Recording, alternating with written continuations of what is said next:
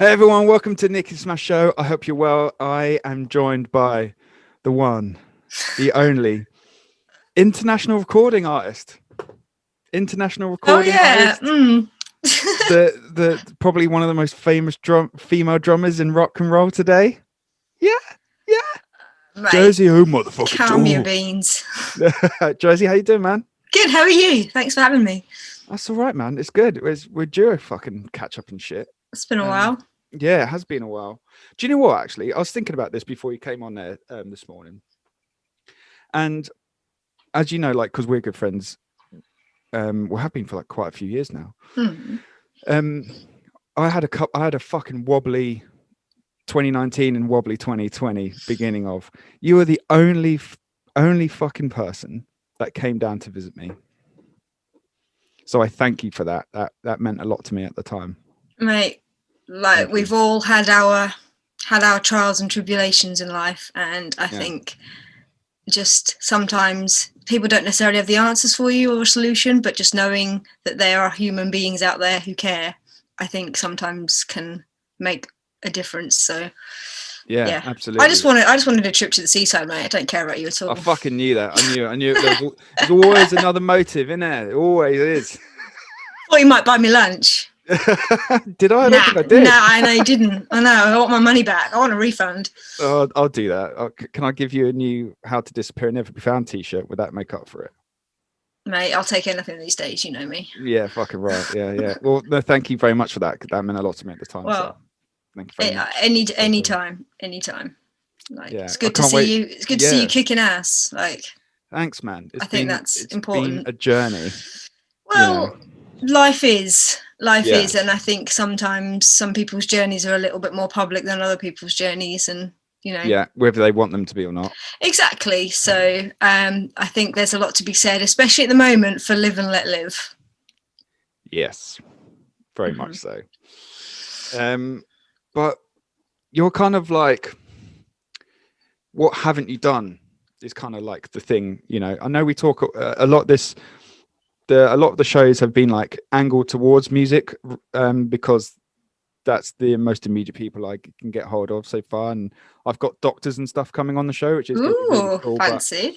That I've got to work around crazy schedules for that. But one thing I'm really interested to talk about, and we've spoken about this before, right, is that being a woman in the rock industry is like obviously the easiest job in the world, right? Especially when not only are you a lady, but you're also a drummer in an all-girl rock band, and you played around the world, which is fucking rad. And I've seen it firsthand because I've done tour managing and driving and merchant shit for you. I've seen it firsthand, the way that crew, random people off the street, the punters, treat you in a certain way. Not everyone. I'm not trying to tarnish people with the same brush here. I'm not. But there is sometimes things that happen when you're out there that I've seen firsthand, and you kind of go, what the fuck? And I remember one story you telling me to kind of like set the scene for kind of how we talk about this stuff, is that when you were in Australia, and I think you said you were playing with Massive at the time, and well, I mean, you were in Tequila Mockingbird, and you were playing with Brad's band Massive, and as you were loading in, is it the sound guy something said to you, whoa, there's no girlfriends allowed? Yeah, I think it was this has happened on more than one occasion. So there's been no girlfriends at sound check. We've had a few times, and also when we've tried to grab a beer or something, we've been told that girlfriends don't have access to the rider. That's happened a few times as well. I mean, I laugh, but I'm laughing because of how ridiculous and absurd that is. Well, yeah, I mean, the thing is, right, this topic of conversation is a very interesting topic of conversation. It's quite a difficult topic of conversation as well, because I only know what I know. And saying, we've been asked many times, what's it like being a female in a rock band? And I'm like, well, what's it like being a human on planet Earth? You don't know any different. Like your experience is your experience, and everybody's experience is different. And I don't know what it's like to be a male in a rock band. So all I know is you do, however, pick up some things along the way. For example, I've never seen a dude with long hair be denied a rider because he's the boyfriend of the band, for example. So things like that obviously stick out. But I think like a lot of it is just down to the fact that we are human beings and we are a product of society, rightly or wrongly. And, times have changed and times are still changing. It wasn't really that long in history that women didn't even have the right to vote. And I know that sounds extreme, but no, we're not talking in the grand history of how long humans have existed for. Women have only been able to vote for a fraction of the time. So if that.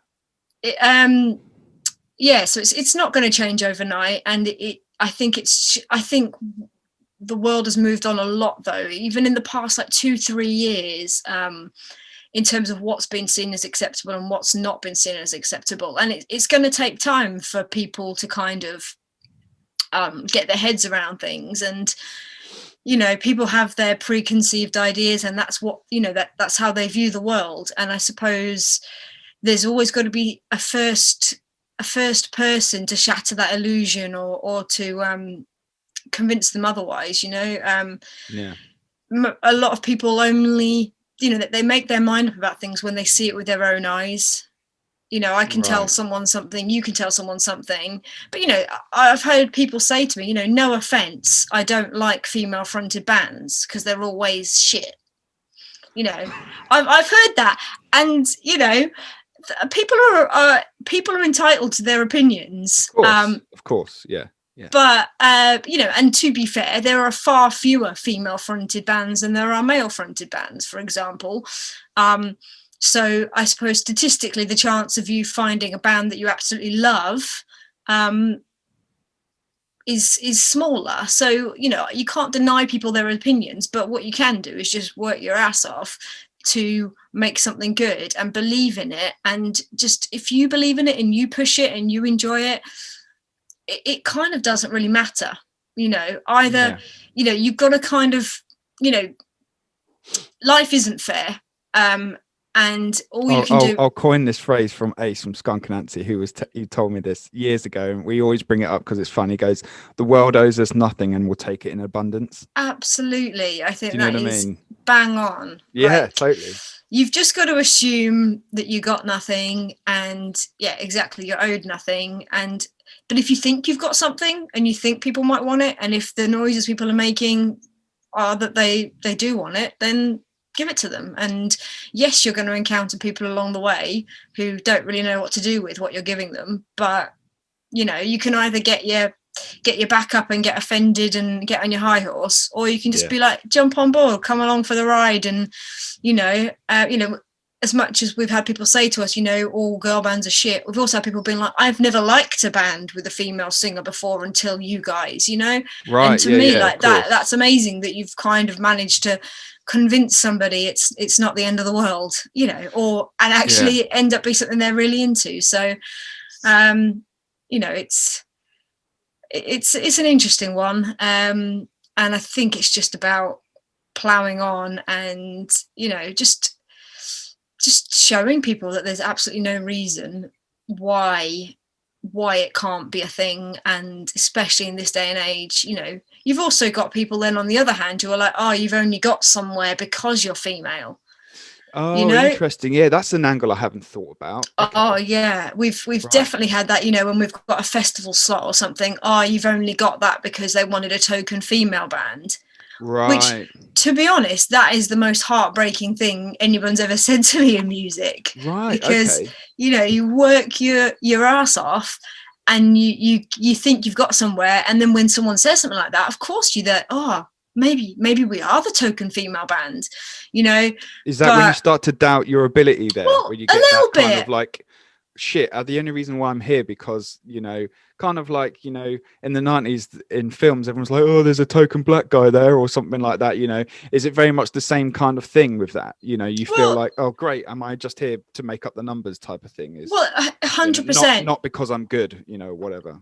100%, because you then. And by the way, I know you're good because I've toured a year with you. I spent a year with you. We are what we are, and you could say that about some bands, that they've only done well because their singer's good looking, whether they're male or female. Yeah, do you know what I mean? Like, so this is when I say life isn't fair, like, bands aren't judged purely on their musical ability or purely on their songwriting ability. It's the whole package. And I mean, one of my favorite bands, for example, Blink-182, definitely not the best live band. Tom DeLonge is definitely not the best singer, definitely not the best guitar player. No. But they have made an astonishing career for themselves because of the package of what they are.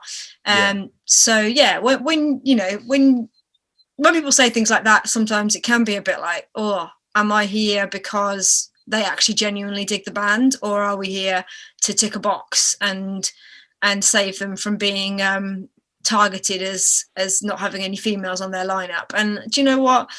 I just think you can't think of life like that. You've just got to go out there and give it your absolute best shot. And do you know what? Say if that is the motive, that's one thing, okay? But if you actually go and play your heart out and convert every single person in that crowd, no one can argue with that. Yeah, I suppose the flip side to that is, all right, we might have been, I'm just thinking hypothetically here.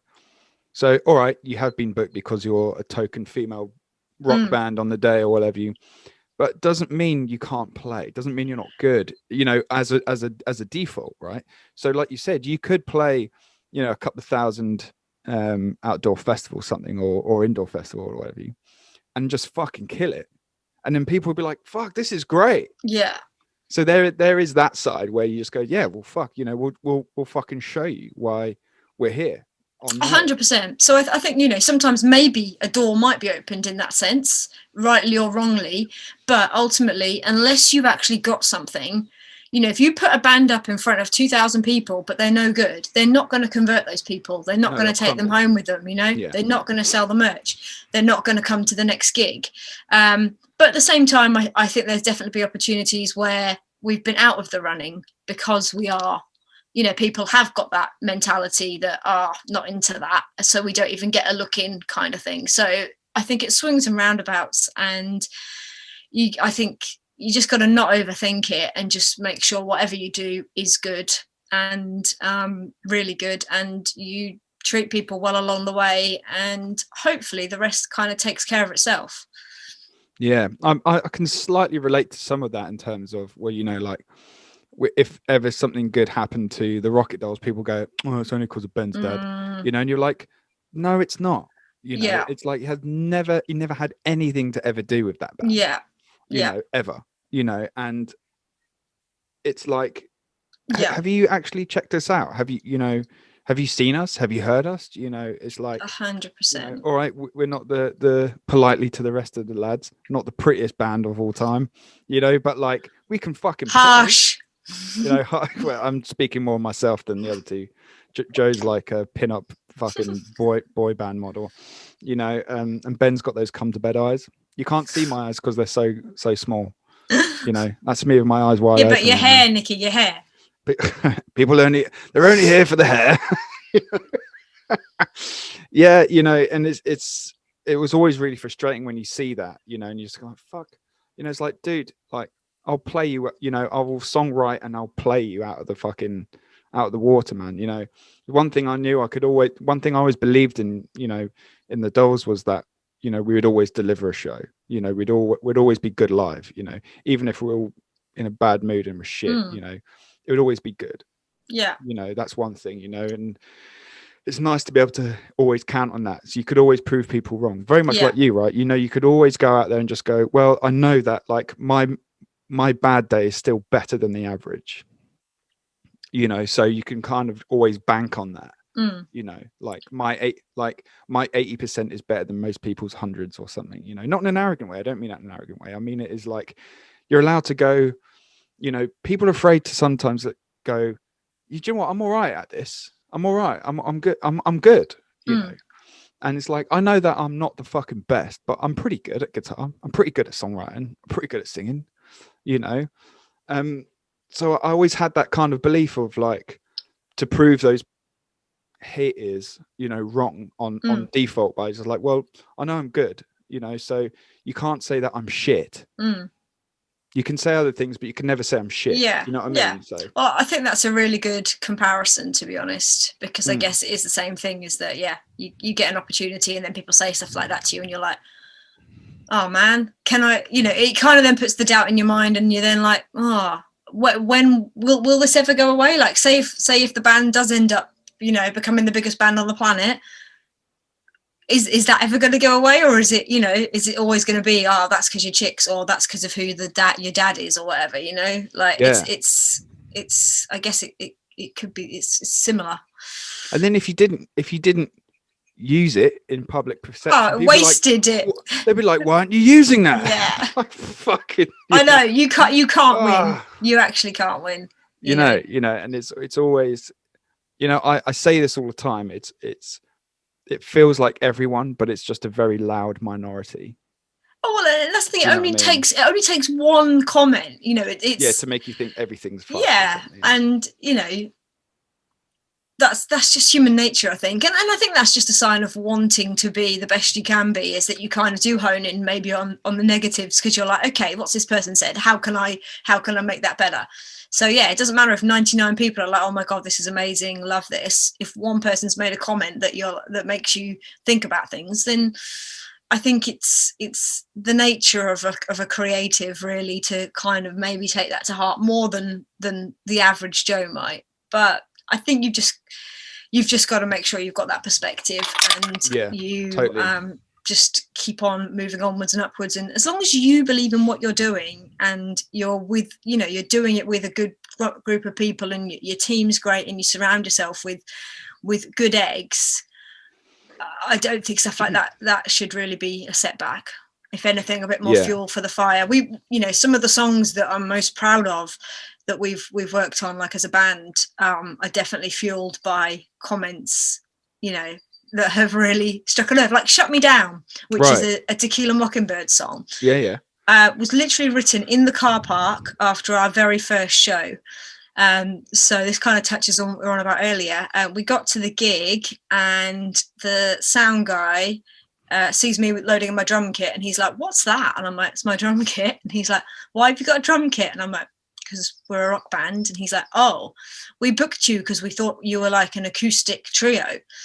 And we were like, fucking hell. No, we kind of more, back then especially, more of a punk rock kind of outfit. And he's like, oh, okay, this might be a problem because we don't have a music license. So, you know, we can't have any bleed because the neighbours don't even know that we have live music kind of in this venue. And then he looks at us and goes, but you're only little chicks, so what harm can you do? You'll be fine. So Shut Me Down wrote itself in the car park after the gig. Like the pre-choruses because this is the thing, like Estelle was like, fuck this shit, we'll show this guy. Whereas Jess was like, no, we'll have to play really softly because otherwise they're gonna lose their license, blah blah blah. So that's what the be good, be bad, this could get ugly. Because I had like Jess telling me to play quietly, Estelle being like, no, fucking go for broke. And then the chorus is, I didn't come here to play the shaky egg. If I wanted peace and quiet, I would have stayed in bed, kind of thing. So, and like totally, man. So, you know, I don't mind this stuff because I think sometimes when things touch a nerve, that's when you really feel something, and that's when the good stuff happens. Yeah, totally. So, there's definitely something within that where it, as a writer, because you're a writer as well, so there's definitely something in there where if someone like sticks a pin in the wrong bit of the donkey, you know, you're gonna fuck, you know, type of thing. So you're kind of like, whoa, you know, you like, don't get angry, get even type of shit, you know. You use that thing in a different way, you know. It's a really interesting thing, isn't it? Totally, because it's just times like that songs just write themselves, and that I think that's when it's 100% from the heart, because you might be like drafting a text message to send somebody, you know, to vent your anger, and then you look at it and you're like, there's some sick lyrics in there. Because when you're really feeling it, you know, and you're trying to express to someone how someone's made you feel, even if it's just in a capacity of bitching to your mate, that's when the songs write themselves. Like we had another song called Half of the Man, and that was written when someone had really pissed me off, and I was messaging Jess being like, this is what's happened, fucking asshole. And Jess then sent me like a voice memo back like half an hour later, which was half of the text message conversation had now been turned into a song. That's and I'm just fucking like, great. I'm like, this is cool, because this is 100% from the heart. This is, and I think that's why people then can kind of hear it and relate to it, because it's like, wow, that sounds like a text message I'd send my friend. And it's like, yeah, because that was a text message I sent my friend. Yeah, it's interesting that goes to that honesty thing, doesn't it? You know, not to be afraid to kind of not wear your heart on your sleeve, but you know, because that saying I use it a lot, and I think I overuse it. Like it's banded around a bit too much, but there is that honesty thing about that stuff, isn't there? Like I was talking with I had Shane from Those Damn Crows on the show, and he was saying the exact same thing. Like the more honest he was able to tap into, and the more honest he could be, the more people connected, the more people had like a fuck, I get that. You know, so 100%. Rather than that metaphoric thing where it's funny, because like for me, like I was always like, you know, as writing, you know, I'm sure you did a similar, or may be interested if you did a similar thing where you start off with this like metaphorical thing. I'm gonna, you know, kind of like, you know, Tommy and Gina. Yeah. You know, you're like, well, here's a story about, you know, Tommy and Gina, you know, and they'll crop up every couple of albums. You know, we'll just check in on them. You know, name drop. yeah, exactly. You know, so you kind of have that kind of thing about writing. Well, I did at the beginning. And then people would be like, I just don't get what you're on about. And you'd be like, how not? This is the story about like that. And they'd be like, I don't know what you're fucking on about, mate. You know, but the more you start going, actually, this song's about XYZ personal thing happening to me. People go, fuck, that happened to me. I totally get what you're on about. Yeah. You know, and when you can crack that egg open and spill it all out, you're like, hey, this tastes good.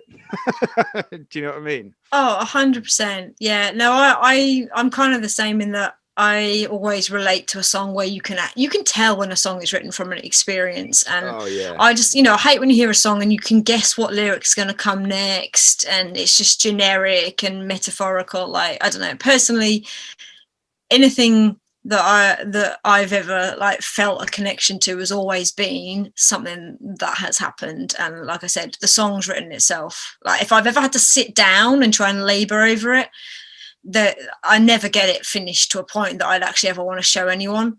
The only ones that I ever think are worth progressing are ones that just come into my head or whatever, and then I'll just whack the lyrics or whatever over to the rest of the guys, and they'll either dig it or they won't. Like I just I personally, that's just how I operate, and that's how also I consume music. Like I love it when you hear a song for the first time and you're just like almost like your jaw hits the floor, because you're just like, and then you listen to it over and over again, and then you listen to that verse and the way they've worded something, and you're just like, oh my god, that's genius, and you just kind of want to breathe it in and stuff. And those are always the things that you just remember. Big time. And yeah, you can cut that bit. There's no cutting in here. We're all in. It's all a free floating thing. But I totally get what you're saying there. I get a lot with when you listen to something and you're going like, and you get that like fascination to like go like, fuck, did you hear that? Yeah. Did you fucking check that bit? Yeah. You know, like I get it. Like I had it most recently with the Architects record with a song on there. It's called, I think it's Black Lung or Black Lungs or something. Right. And it just kicked in with this riff, and I was like, fuck. Yeah. And immediately it had like, you know, like my musician juices flowing. And then when it came in with the vocal, I was just like, yeah, I'm in. I'm committed. Yeah, I'm in. you know, you had me at go, you know, like type of thing. 100%. Like, fuck, I'm locked in, you know. Yeah. Sometimes it's just the opening line of the song is enough to sell it to me, and I'll just be like, right, wow. Yeah. You know that? Do you know Pale Waves? No, I don't know. Okay, they're a newish band, probably not actually new, but as in new in breaking through the mainstream. They just got a number 3 album. They're on the same label as the 1975. Oh right, yeah. And they just I fucking love them. They just came up on my Spotify shuffle the other day, and now I'm like, I've just been binging them ever since. Like the opening line of one of the songs, I can't even remember what it is now, but it was just like, this is going to be my kind of music. And I listened to the whole record, and I'm just like, yeah, check them out. Yeah. They're kind of Avril Lavigne meets the 1975 meets Good Charlotte meets Paramore. Oh, sick. Yeah. Sick. Okay, I'll get on that. Female fronted for anyone who thinks that's a genre. I was just about to say, it's fucking female fronted. Oh my God. I know. I'm looking forward to to when I see the day and there's a male fronted music festival. Can you imagine what the reaction would be, being like, we are celebrating men in music with a male fronted music festival? It just would not happen. And I don't understand why female fronted is its own genre. Like, I think if the aim is to level the playing field, we need to be playing on the same playing field, not in separate stadiums. And I totally agree. You know, I mean, it's sometimes like, you know, I feel like I'm on a bit of a mission at the moment to make women heard in music. You know, as I've spoken about with you before off air and all sorts of things like that. I feel like I've got a bit of a calling for that, and I'm able to not tap into it. That makes it sound like I'm trying to get something off it. I'm not, but I feel like I'm in a position where I'm able to give people voices and platforms to, you know, go like, hang on a fucking minute, mate. You know, that's bollocks. You know, check this out, you know. And yeah, the idea of, you know, like, oh, the best female song, you know, or, you know, at an awards thing, or like, here's the best female rock act, you know, you're just like, that's you know, that's making it worse, in my opinion. I know it's you know, I'm rich to say something because I'm like a white British guy, you know, but like, my observation and my feeling on it, whether this be right or wrong, you know, is that surely that's making the problem worse by diversifying it, like over diversifying it, if that makes sense. You're making more of like a segregation by going, here's the women's section now, and here's that, almost like, you know, everyone was kicking off in Brighton about unisex toilets. What God. The fuck? And it's like, they've always been unisex, mate. It's just a toilet. Like, you know, like at home, do you make your wife go to the different toilet? Like, what the fuck? I don't know. You know I had 3 brothers, so I would have quite liked gender segregated loos growing up, to be honest. Oh fuck yeah. There's probably something in that, actually. Yeah. But do you know what I mean? Like, is it? You know, I think it's a complicated issue, and I think what we need to be aware of is it's all well and good having your best female band. I think if you've got a best male band category as well, if it's kind of done as you know, 2 things, but at the same time you've then got, I think about, you know, the Brits and things like that. I think they have best male band, best male singer, best female singer. I think they do. I don't even know, to be honest. I don't know. I think I rarely follow awards things nowadays. But what I think is not, it's not fixing the issue if you just put in a female category just so that there is a female winner. If then everything else, say, you know, if everything else is open to everybody, but it's all being dominated by dudes, then I think all it does is serve to highlight that we're very much not in the same ballpark. If the only reason any females ever win any awards is because they have to by default, because there is an award specifically for females. I don't think it's tackling the grassroots issues that mean that the women aren't winning the awards open to everybody. And I don't think that's going to be solved overnight. And the reason is because this stuff starts at the age of 0 days old. This starts, you know, as kids. guarantee if you look at who's enrolling in drum lessons at the age of 8 or whenever kids start that kind of thing, it's not going to be 50-50 split. From the age of 2 years old, a guy is given a tractor to play with and a girl is given a dolly. Not everybody, but in general. And people probably don't think much of that, but that kind of exaggerates itself over time, and by the time they're at school, the boys want to do all the thrashy stuff, probably hit things, whereas the girls might want to make something a bit more dainty and pretty and learn the flute instead. So you can't then expect, when bands are in their 20s and 30s, for them to be necessarily playing at the same level when they've kind of diverged from day one into the path they've taken. So I think this is, until it's a lot more acceptable to give a girl a tractor to play with and give a little boy a dolly to play with, like just little tiny micro decisions like that add up over the course of a lifetime to be like, when I tell people I'm a drummer, they're shocked and surprised. Why are they shocked and surprised? Why? Because they've spent their lives thinking of drummers as big, hunky, muscly guys. And, that's what people's initial reaction is, because we're social creatures and we are, we spend our lives in the society we live in. Yeah. So, of course, that's going to shape the framework we view things with. But until... I genuinely think until there's more equality from day one, and I think it is changing. Like you see, even just silly little things like all of girls' clothes being pink and all of boys' clothes being blue, stuff like that is changing. You can see that in shops and stuff. And although that might not have a direct impact on what girls end up playing in rock bands in 10 years time, it is those micro changes in how we treat girls and boys from the day they are born that over time will add up to more girls, I think, girls and boys having more similar profiles in how they end up. And it's a complicated issue, because yes, you want it resolved tomorrow, but at the same time, resolving it tomorrow could make it worse, because that is when you do find people promoted to positions they shouldn't be in purely on the fact that they're female.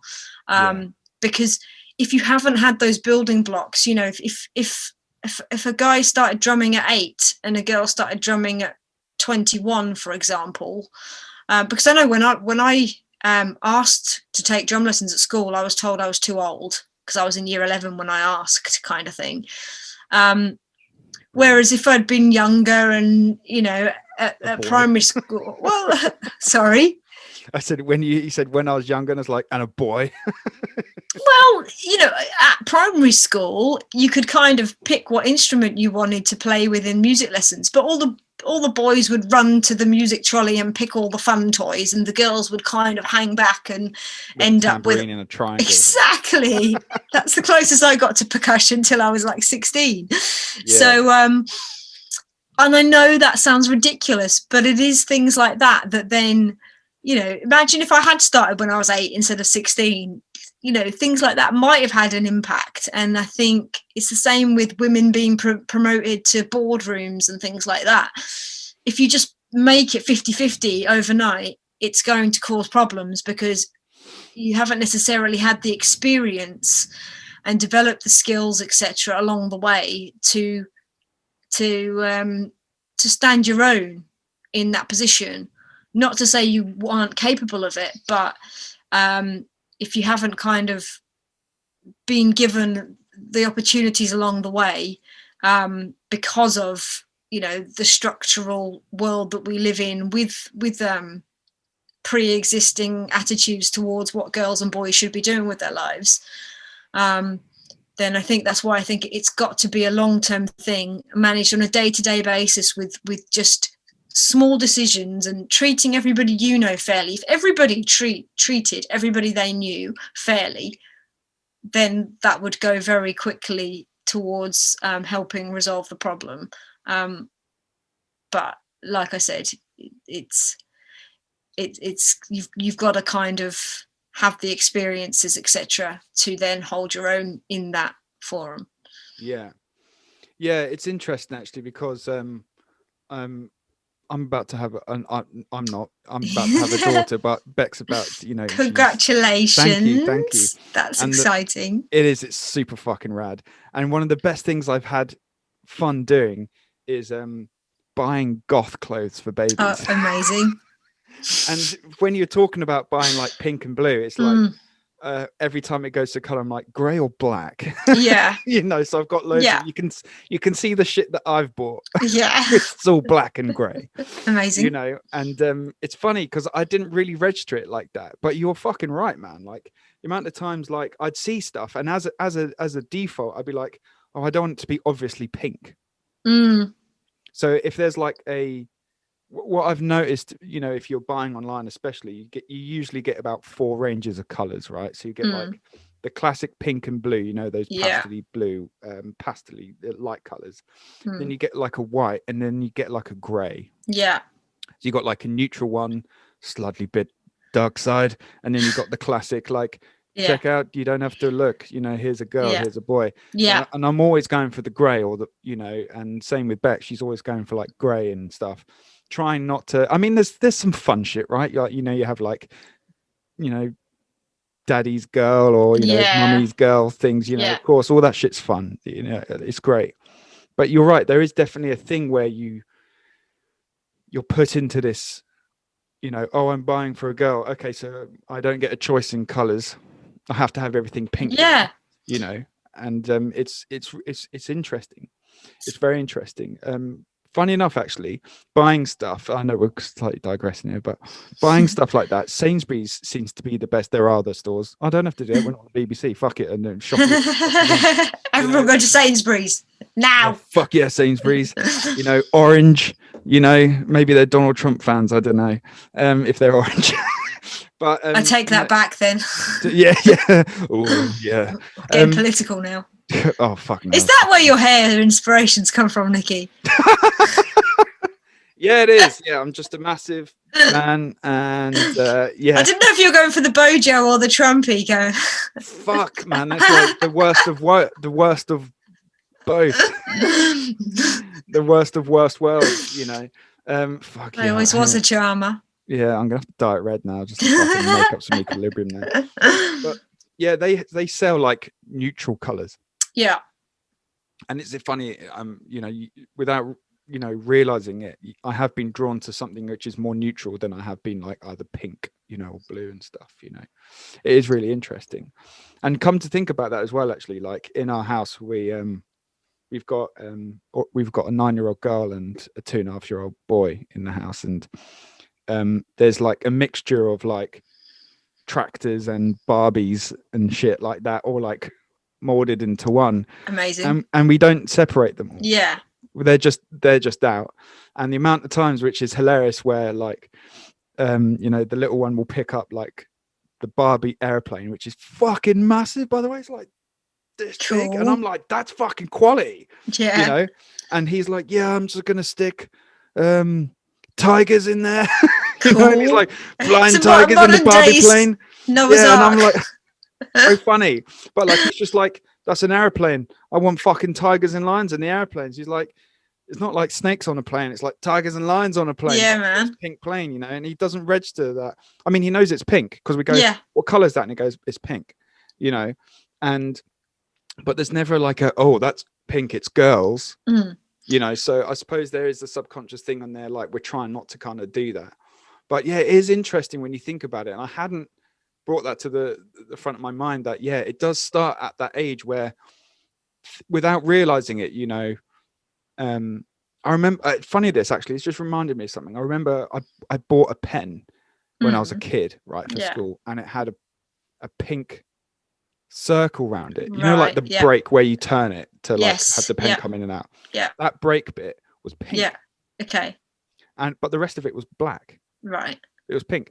I had the piss ripped at me because it was pink. They were like, look at your pink pen. And I was like, it's not pink, it's black. But it has a pink like has a fucking pink, like, have I got a pen here? Like, yeah, like that bit there. You got an like, eyeliner, of course you have. Of course I got a fucking eyeliner pen on, just in case, Yeah. And yeah, like that little ring around it on the split was pink, but everyone went, he's got a fucking pink pen. It's like, the pen is majority black. Yeah. I wouldn't say that's a pink pen. And who cares? Who gives a fuck, right? But it's a fucking pen. This is what I mean. Like the world, I think, is changing. Like, you only have to look at Machine Gun Kelly. He's made pink very cool. He's made pink cool for straight men.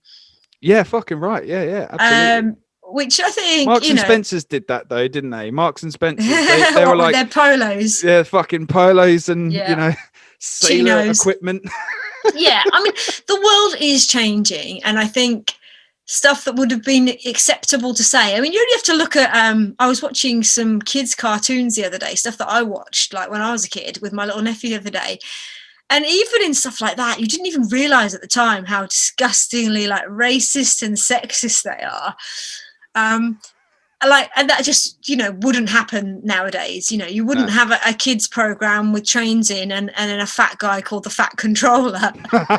It just wouldn't. It's a Topham Hat now. Is that what he's called now? Yeah, you can't call him the Fat Controller. I love that he's called the Fat Controller. Like, it's you're actually programming your children to call people fat. By do you know what I mean? By default, it's like, oh, that guy could be the Fat Controller because he's fat. Like innocently making oh look, 100%. Fat guy, yeah. And I didn't realize that they actually bully each other. They block each other in tunnels. They laugh at them if their funnel's too short. And I'm just that's a brutal episode, because I know exactly the episode you're on about, because I've been watching that shit too with our little one. And there's a bit where he's like, well, I don't want to fucking go through, I don't know, the tunnel or something. So goes, all right, well, it's because it's raining. He doesn't want to go out in the rain and don't want to spoil my paint. So he goes, all right, mate, well, we're going to fucking brick you in the tunnel. And it's like, what? It's like so dark. And they build a brick wall just for his eyes to peek out. He's just his eyes there. And you're like, that's dark as fuck. That's so fucking dark. They bricked the motherfucker in the tunnel. Because he's scared. You can't get out. And everyone's just gone, yeah, well, fuck you, dude. You're staying in there. Thomas the Tank in 2021 would be, oh, you're afraid of the tunnel. Well, let's talk about that. Yeah. Let's have a discussion about why. What is your fear of leaving the tunnel? Tell me, I don't want my paint to get wet. It's like, okay, well. Your beauty is inside anyway. Don't worry about your paint. It's only a filter. It's only a fucking filter. Yeah. Fucking hell. Yeah, it's so funny, isn't it? There's some fucking dark moments in that shit, man. You don't really think about it. Like, I never ever thought that I just thought it was a fun program. I was just like, shit, yeah. Well, in my kid head, I was like, just go out in the rain, you dick. Like, yeah, that's pretty shit being bricked up in a fucking black tunnel. Like, yeah, well, don't want to do that. So just go, like maybe that is the original premise. It's just like, all right, yeah, no one actually likes the rain. No one goes, oh, it's raining, and they take their fucking umbrella off and then just stand there in the rain while having coffee or a cigarette. Like, yeah, this is fucking great. I love the rain. No one does that shit. And if they do, you'd be like, you're fucking, what's going on, mate? Are you okay? Do you want to chat? But it's, yeah, the innocence of like, yeah, okay, we just have to put up with it, and no one likes the rain, crack on, But there's another one, like, do you ever remember Parsley the Lion and the Herbs? Oh, I don't think I saw that, no. Fuck me, man. I'll send you the episode. It's fucking hilarious. Yeah. It's one where they're all herbs, right? And then their characters made out of herbs. Cool. Right. So there's like Parsley Lion, like Dill the dog. Amazing. Like Bayleaf the gardener, so they're all herbs and stuff. Some of the fucking characters are fucking horrifically racist, and it's funny on a level of like, Jesus fucking Christ. Yeah. This was made in like 59 or 62 or something. Right, okay. And there's like there's a, I can't remember what this Pashana Betty is a spice. It's an Indian spice, so it's just this Indian guy, and stereotypically he lives on a bed of nails. Just lives on a bed of nails, has a fucking gold chain around his neck, a giant turban, and white pants, white like wife runs. That's all he has, and he just cracks them around. And then there's a thing they go like, "Oh, Shana Benny, can you help us? There's a problem." And he goes, "I'll tell you what. I'm just gonna finish taming this snake." And he's fucking playing a pipe, going like, and fucking puts a snake into a basket, right? And then shoots pills out of a fucking like funnel thing out his mouth, and then everyone starts flying. Fucking bizarre shit, and you're like, oh, you know what's going there. But then there's another one called like there's Tarragon, and they make him a dragon. Right. But the only way they get there is one of them spills a bag of white powder, right? And out of this white powder comes a fucking beanstalk. Okay. So they send the lion with a bucket on his head up to the top, and he gets an egg. Yeah. He comes down, and then they get an owl to sit on the egg, hatch it, and then out of the egg comes a dragon. Amazing. And you're watching this going, what the fuck is going on? So what were they on, and can I have some? You're just like, fucking what? Where did someone? I love this shit. Like when you take it back, like I think it's probably because like being a musician, you go to like, oh, I wonder what the pre-production phase was like. You know, so with that stuff, I always think, you know, when some guy was sat around a boardroom, pitching this episode, and everyone, by God, man, that's a fucking great episode. Well written, you know what I mean? Let's do it. You know? I reckon back in those days, it probably was just like one man had this whack, you know, he was given his budget, go forth and do it. And probably the production company gets it back at the end, and they're like, the fuck is this? But they've spent the money now, so they're committed. Whereas now you put one foot wrong and you're cancelled. So I think everything's got very, very safe now, which might be its own problem in itself, because I think sometimes, you know, things like that push the boundaries and make you feel uncomfortable, and they just kind of reaffirm that your opinion on what is and what isn't right. Whereas I think now anything that's got the risk of offending anybody is basically banned from popular culture, and that might end, I don't know, life is getting quite bland and sterile now. Yeah, it is. And it's interesting you say that, because I think there is a, you know, I don't get offended at anything really, like, because I don't give a fuck, you know, and maybe because someone will go, well, that's because you're a white male, you know, you're in the position where you can give a fuck. You don't give a fuck. And like, okay, yeah, you know, without a shadow of a doubt, you know, there's a lot of evidence that would suggest I'm able to not give a fuck over stuff because of those things, you know, okay, and that's fair enough, and I accept that. I'm aware of that. I don't run my mouth with it, you know, and I certainly don't use it as a woe is me, well, because of this and that. But I've lost my right to be offended. Yeah. There's something to get offended about. I'm offended because you don't let me be offended anymore, you know? And like, you won't let me be offended anymore, rather, you know. So yeah, there is a thing with that. But I think of like, you know, like if I don't like something, or if something does offend me, if it does, or if I just go, what the fuck is that? That's bullshit, you know, then I just won't engage with it flat out. So it's the same thing. I use the same premise when I talk about this stuff, especially with students of mine, right? And they go like, oh, this and that. And I go, all right, okay, put it in like musician terms, right? If you were at a gig, right, and you didn't like the band, what would you do? And they go, oh, I'd go to the bar. And I go, okay, then it's the same thing. You don't have to bottle them, right? Yeah. You don't have to throw fucking bottles at them. If you don't like them, you just don't watch them. Yeah. You know, it's not like, you know, I think that there's another thing on that maybe we'll get to, where you go, look how many people don't like me, rather than, fuck, there's 10 people that love me. Oh, 100%. Right. You do. You know, there's definitely something in that. But, I say that to students, I go, would you bottle someone? They go, no, I'd never bottle someone. I'd just fucking go. Yeah. And I said, would you slag them off? They go, no, I'd just, I'd stand at the bar and get a drink, or, go for a piss or something. And you go, and this is, there you go then. It's the same premise. This is why the internet can be dangerous.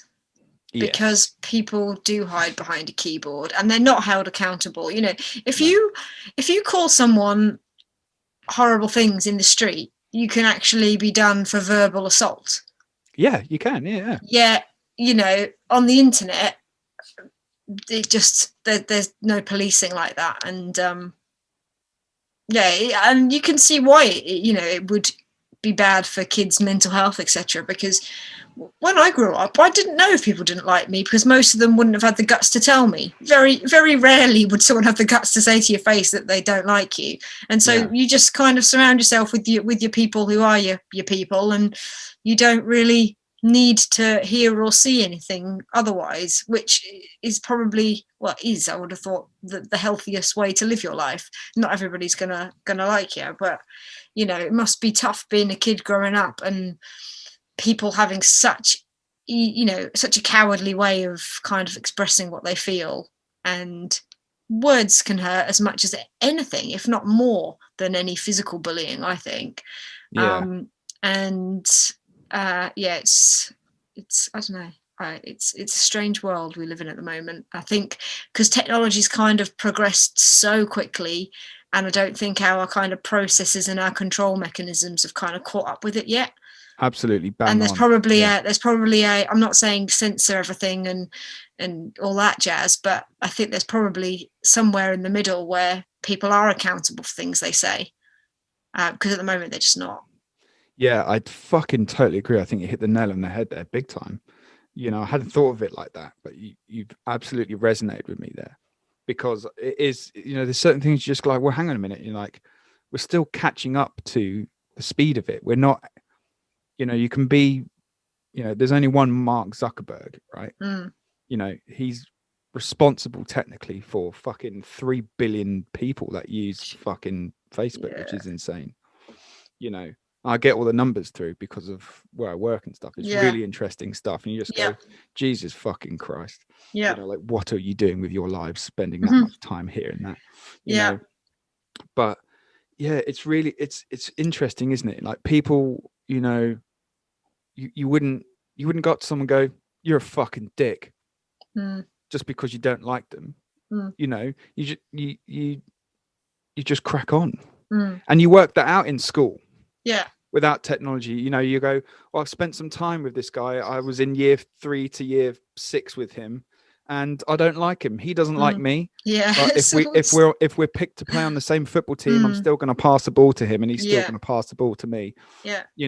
No hard feelings. It's just, that's it. Not everyone is going to fucking get on with everyone. And when you kind of throw everything into this kind of whirlwind of like, make an opinion. Well, I don't have an opinion. Well, then you're a dick. It's like, well, hang on. You're a coward for not having an opinion as well now. Yeah, right. Well, it's just like, oh God. It's like someone was like, so what's your political opinion, Nikki? And it's like, well, the whole reason why it's a private vote on a ballot paper in a little room with walls behind you so no one can see that is because it's your fucking personal and private opinion. So no, I'm not going to tell you. And they go, well, are you fucking far right then? It's like, no, I'm not. Far from that. But I don't want to share my political opinion with anyone because I'm fucking entitled to, because that's ironically what it's for. The idea is that you fucking go down to a fucking polling station or whatever the fuck, you put something in a paper and fucking, that's it. And you hope that the choice that you would like is with a majority of people, so therefore you would get your way. That's how that works. Very fucking simple. It doesn't mean you go, well, I'm now gonna have to go to Facebook and tell everyone that I've done it. And I've done that. I've gone like, I voted, you should vote. People go like, if you don't vote, you don't have a voice. I'm like, well, I think the fact that you have the choice not to vote is the choice. If you want to vote, then vote. If you don't, I lived in Australia for 10 years where voting is compulsory. And if you don't vote, you get fined. Oh, shit. Yep. I didn't know that. That's really interesting. Yeah. So obviously people still choose not to vote. It's not like, it's probably a couple of $100 the fine, so it's not bankruptcy level fines, but it's enough of a fine to sting. So if you're just being lazy, it's enough of a fine to get you out of bed on a Saturday and go down to the polling station. Oh, that's really interesting, actually. Yeah, well, it's good, because what it does mean is that, typically the people who don't vote tend to be maybe the underrepresented people in society anyway. So if it gives them kind of a bit of an extra incentive to vote, it means that there's quite a lot of policies in Australia that I think are really good, and maybe that is partly why, because they're not, the government worries about what voters like. They don't worry about what the whole population likes. And so sometimes if they know that an issue affects a lot of people, but those people aren't typically people who vote, then they're probably going to be less inclined to consider that need in their policy making. Whereas, one of the reasons like pensions is such a contentious issue is that the government can't really afford, with the UK's aging population, what they're paying out in pensions right now, but they know that pensioners vote. So they can't meddle with them because they're going to piss off a high proportion of voters. So, we're getting very political, Nikki. Yeah, fuck, I hate talking about politics. From Thomas the Tank to politics, what are we doing? Fuck, I don't know, man. It's good. I was thinking, I was like, fuck, the one thing I never want to talk about in the show is politics. All right, let's cancel that then. Like, God damn you, Josie. Bringing your Thomas the Tank Engine and your fucking fat controller over here. Your tractors and Barbie planes. Well, but this is the thing though, like that just kind of, the fact we've got from there to there just shows how those little tiny decisions on your little impact what you do at school, impact what you do after school, impact whether or not you can be bothered to keep fighting the fight, because sometimes there's just the straw that breaks the camel's back. And so I know it sounds a bit crazy, but I do genuinely believe that's kind of how things work, and that is why we can only just do what we can do to impact our lives and educate people around us in seeing things that way, and maybe hopefully they'll make some small changes, and all those small changes will add up over time into different results, hopefully. No, great, man, that's great. There's a lot of fucking really interesting stuff there. Yeah, because if they said tomorrow our Reading Festival has to have a 50% female bill, that's going to solve the issue in that, cool, females and males are equally represented at major festivals, but it doesn't solve the issue, because all you're going to hear is, I've never heard of these female bands, so everyone's going to go to the bar when the female bands are on. Do you know what I mean? Because they haven't heard of them, and people like what they've heard of. They'll be that whole conception that that they're only there because they're female, and in that case they would only be there because they're female. They haven't earned their right to be there, and we all know in the music industry earning your stripes is very important, 100%. So I think the only way to solve the issue in the long run is to make sure that the opportunities are there from the get-go for males and females to engage in music and take music as far as they want to take it.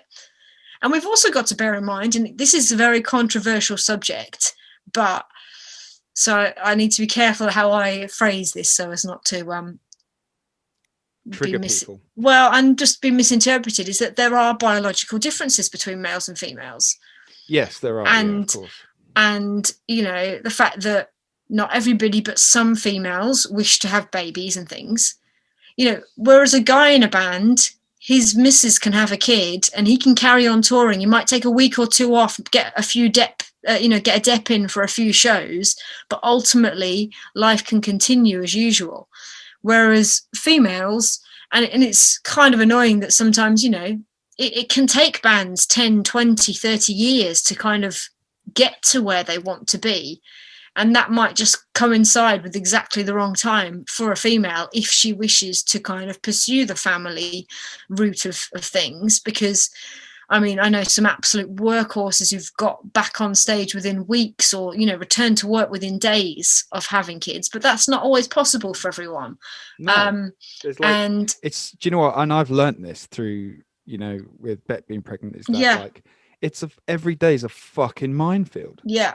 You know, in a pandemic or not, right? Which is like a separate fucking thing. But you know, sometimes you go like, oh, hang on a minute, fuck, there's something going on.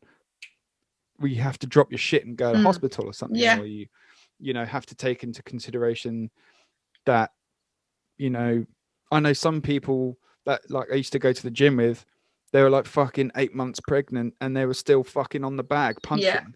You know, there was times where I had to take Beck to the hospital because she has hyperemesis, so she couldn't even intake water, right, you know, without throwing up within seconds. So she had to spend like hours on a drip. God. You know, I hope she doesn't mind me saying that, you know, hours on a drip just to be hydrated. Just to stay hydrated, had to spend 6 hours in the hospital. You know, and it's like, you can either be punching a bag or you can get punched by, you know, and it's you. And the thing is as well, like, there's a great skit by Amy Schwimmer. Is it Amy Schwimmer, the comedian? She talks about that, right? She talks about exactly that, and she has hyperemesis, right? Yeah. And she was saying like, like every day is like, what's happening, I don't know, you know, type of thing. And she's like pregnant on stage doing the stand-up, and there's loads of cuts at the end of it of her just going like, oh Jesus Christ, sorry, I farted and I thought I was gonna shit myself. You know, and it's fucking funny, but it's you know, she's saying, she was like, and she'd have some water and go, oh, hang on a minute, I'm gonna be sick. And they cut it all, and you see it at the end, and her like 1.5 hour stand-up took like 2.5 hours because she had to like go through it. You know, it's the same thing. It's like, you can't fucking hold a guitar over your pregnant fucking belly. You know, you can't. I bet the Fat Controller could. He fucking could. You know, that's why there's a cut on the back of a Strat. You know that's how that started. You Is know, like, it for chubbies? It's called a tummy cut. Is it? Yeah, and it was invented by, I think, a guy called Freddie Tavares. Right. And he was a big guy. He was a Hawaiian guitar player. Okay. And all Telecasters, you know, they're just like a flat back. Yeah. And he was like, oh, well, I need to, you know, I can't play guitar like that. Yeah. So he invented the tummy cut. Wow. So his belly could sit on the guitar while he played. Yeah. I like that. That's a good little factoid, that. There you go. Yeah. Useless information. But yeah, so I guess what I was saying is, just aside from society and the things we do that impact where men and women end up in the world, in life, there is that biological factor. And unfortunately, I don't really know what the solution to that is, because if you want to have kids, and it just so happens that, it's so annoying that, like, it'd be great if you could have kids at any point in your life. You could leave it to you like 60, 70, you know, you've done all the things you want to do with your life, and then you could kind of pursue that. Yeah. But unfortunately, it's one of the things that, despite everything we've done that kind of means we can control the environment around us, that's kind of one thing that's pretty difficult to control, unless you've got millions of pounds to freeze your eggs or whatever you want to do. And I think that probably does have a factor, because I think a lot of bands, you know, they might be in their 30s or whatever when they're at that critical and kind of make or break point. And if you've got band members who it is important for them to start a family, and they're going to have to take 9 months off here or a year off there, you know, you've got a couple of band members all doing that within the same few years, you're going to be kind of cut out from touring or whatever for a decent proportion of the time. And the first 3 years of a child's life is the most important. Exactly. So you got to think that, you know, if you, you know, I've done a lot of, you know, and what I'm like, I'm gonna go do a lot of research, you know, like, what a fucking geek I am. If only I could have applied that while I was in school, you know. But yeah, it's interesting that I was reading a lot of work by this Canadian doctor called Dr. Gaber Mate. Right. And he was talking about men and women with strong career goals, how they should have to stick them on hold for 3 years if they're having kids. Right. Because the first 3 years of their life is where you can effectively not stamp out depression and anxiety issues later on in life, but you can definitely make them more emotionally stable. But that only happens in the first 3 years of life. Yeah. Well, that's when your brain's forming and all your connections are forming, and like really simple, coping mechanisms. Oh, fucking yes, that's exactly it. And it's like that physical bond of trust. Where people go, oh, my mum and dad are still together, and I love them very much, but I don't feel I've got an emotional connection with them. I can't talk to them about this and that. That's because at that age, something happened where imprinted now in their fucking makeup, they can't come to the parent for whatever reason for that. Yeah. I'm lucky. I can fucking talk to my mum and dad about anything I want. Yeah. And it's great. Sometimes my mum's like, yeah, too much info. Type of thing. My dad's like, carry on. Oh, God.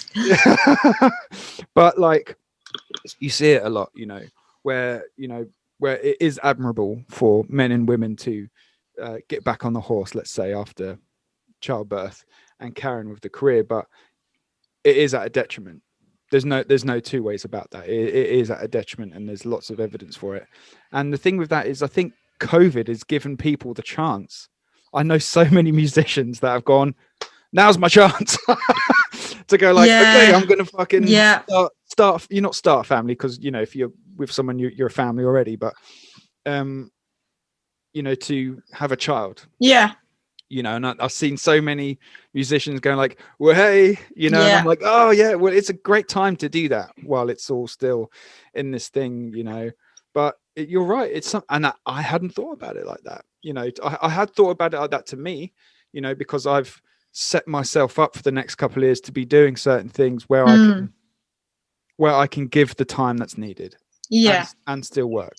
Yeah. And the same with Beck, so, but we planned that, we spoke about it, we got it all together.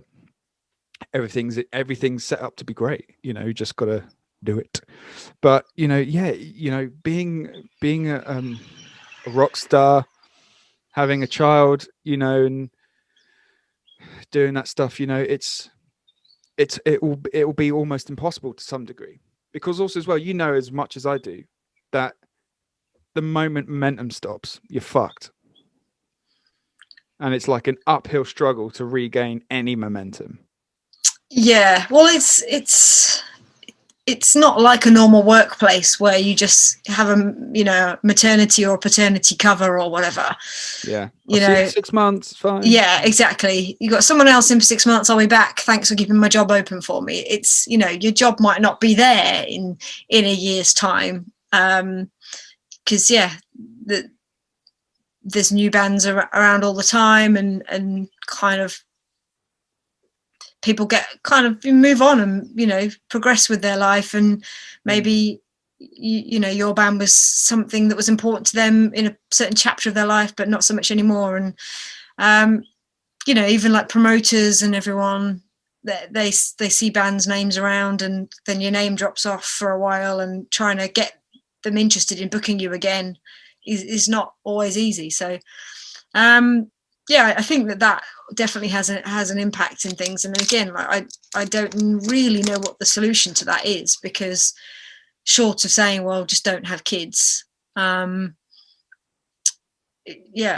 think it's something I'm really interested in people's opinions and thoughts on that side of things, because it's something still I think a long way off for me personally, but it is something I think about, is that I don't feel like if I were a dude, I'd be like, it doesn't really matter whether the band, it doesn't really matter in terms of time frame, whether it's the next 3 years, next 5 years, next 10 years that we do things. Whereas I think, especially when you're in a band with all females, and everybody has their own schedules and things they want to do with their lives, it is something that needs thinking about. And when people ask me, why do you think that there hasn't really been an all-female kind of commercially successful rock group in a while. Why, it is great question. It is something I do think about, is that I think usually to get to what would be traditionally defined as a commercially successful rock band, I don't see it happening very regularly in bands overnight. It happens over years and years. And I think when you've got multiple females in a band, that's the sheer biology of life means that people are going to have to take time out, and it might just be that critical time. Someone needs to take some time out, and then someone else needs to take some time out, and then someone else needs to take some time out. And you know that a band is the product of its members. Yes. And it's not the same when you just get somebody else in. It's not like a workplace where receptionist has gone on maternity leave, so you get another receptionist, and she does the spreadsheet just as well, and she answers the phone, and it's fine. It's it changes the whole vibe of everything, and songwriting and everything is a product of the members. So it can be quite disruptive, like chopping and changing. So I think that definitely is a factor. And like I said, I don't really know what the solution is, other than do everything we can to mean that from day one, coming out of the gates, the playing field is as level as possible. Because I think, if you're Pink, it doesn't matter. You can take your kids on tour with you. They have their own trailer. They have the nanny on tour. You can do that. You can juggle both because you've made while it. mummy's on stage, they're already asleep in bed. Exactly. Yeah. A bit of a strange childhood maybe, but I think it's a lot more possible than a band that's still kind of slogging it in a crappy venue and sleeping on people's sofas when they're on tour. Like, that is not compatible, I don't think. It's not. No. So I think just try and level the playing field as much as possible from the get-go, and gives people the best possible shot, I think, of achieving everything they want to achieve in life. Yes. I totally agree with that. There's so much stuff you're saying to me there where it's like bing, bing, bing, bing, and I'm like, fucking hell, yeah, totally. Or like, shit, hadn't thought about that. It's amazing, really, isn't it? With that, you of course you don't think that.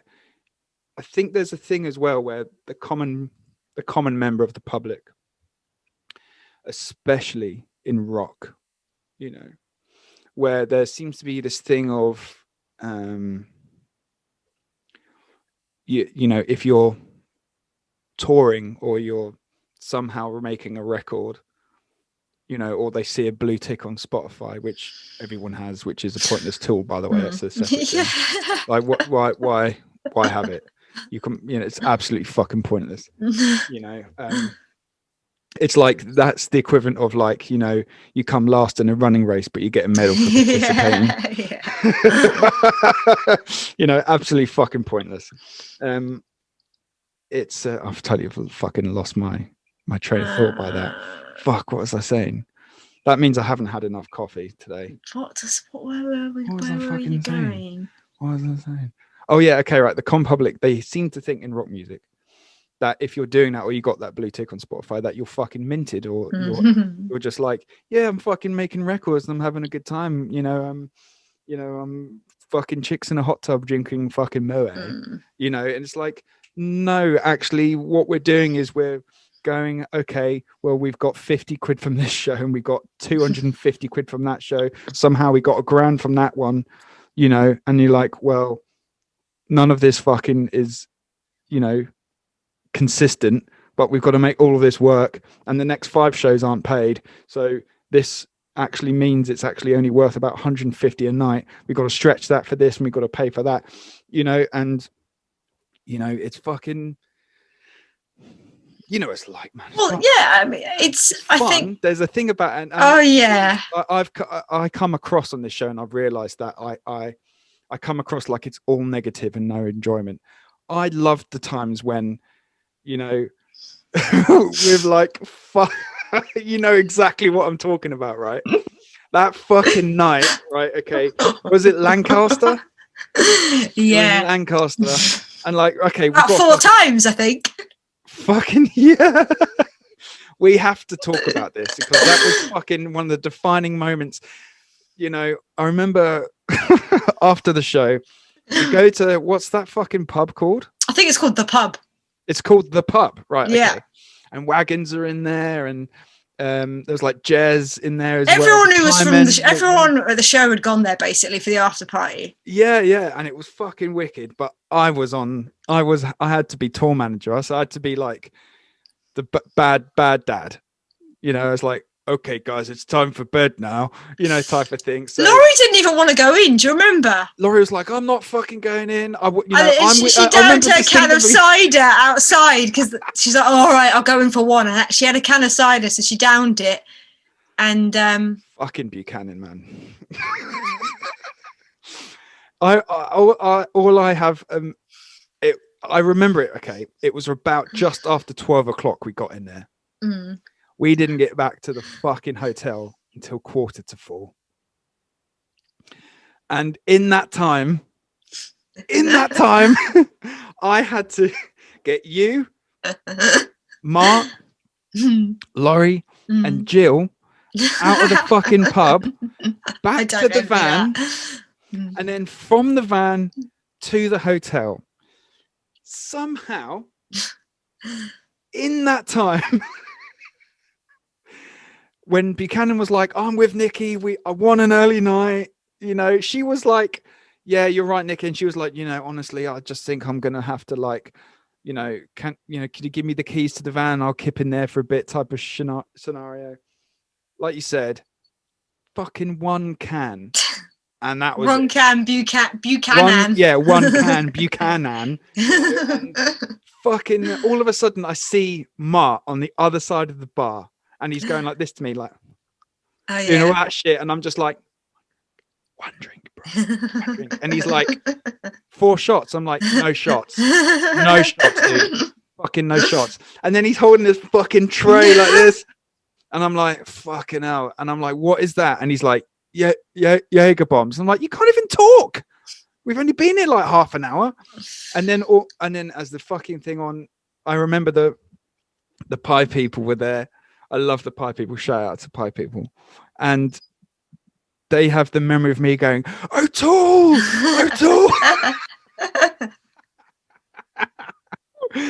And I remember all Wagons fans are staring at me like that, holding their drink, just going, I don't know how you're doing this. And I go, neither do I, man. And it's like, I'm in charge of fucking Jill, you, Laurie, and Mark. And I've got to get all of you fucking reprobates back to the fucking van. And then, as I think I'm making progress, what happens? Glitter. Oh, yeah. The glitter came out. I like to bring a bit of sparkle to people's lives, Nikki. Fucking, come on. Oh, man. Like, fucking hell. So, from that, they're then covered in glitter. Mm. And then I managed to get you out. I managed to get you guys out. And then somehow separated on the walk home. But before there was separation, might I add, there was the Maya. Oh yeah. Maya. You know, just full volume down the Lancaster like main high street back to the car and serenading people. Yeah, okay. You know, and then all of a sudden, of course, what happens? Jill's like, I need chaps. Chaps. She's like, oh yeah, I need chaps. Like, Jill, for context, is this really lovely, chilled, gentle soul. You know, she's like, yeah, totally, yeah, cool. Fucking get a drink in there. You can take the woman out of Scotland. You can't take the Scotland out of the women. And it's like, she's like, chaps, I need some fucking chaps. She's also 8 foot tall. Yeah, she's also fucking like 8 foot tall as well. You know, and so yeah, we find a chippy that's open.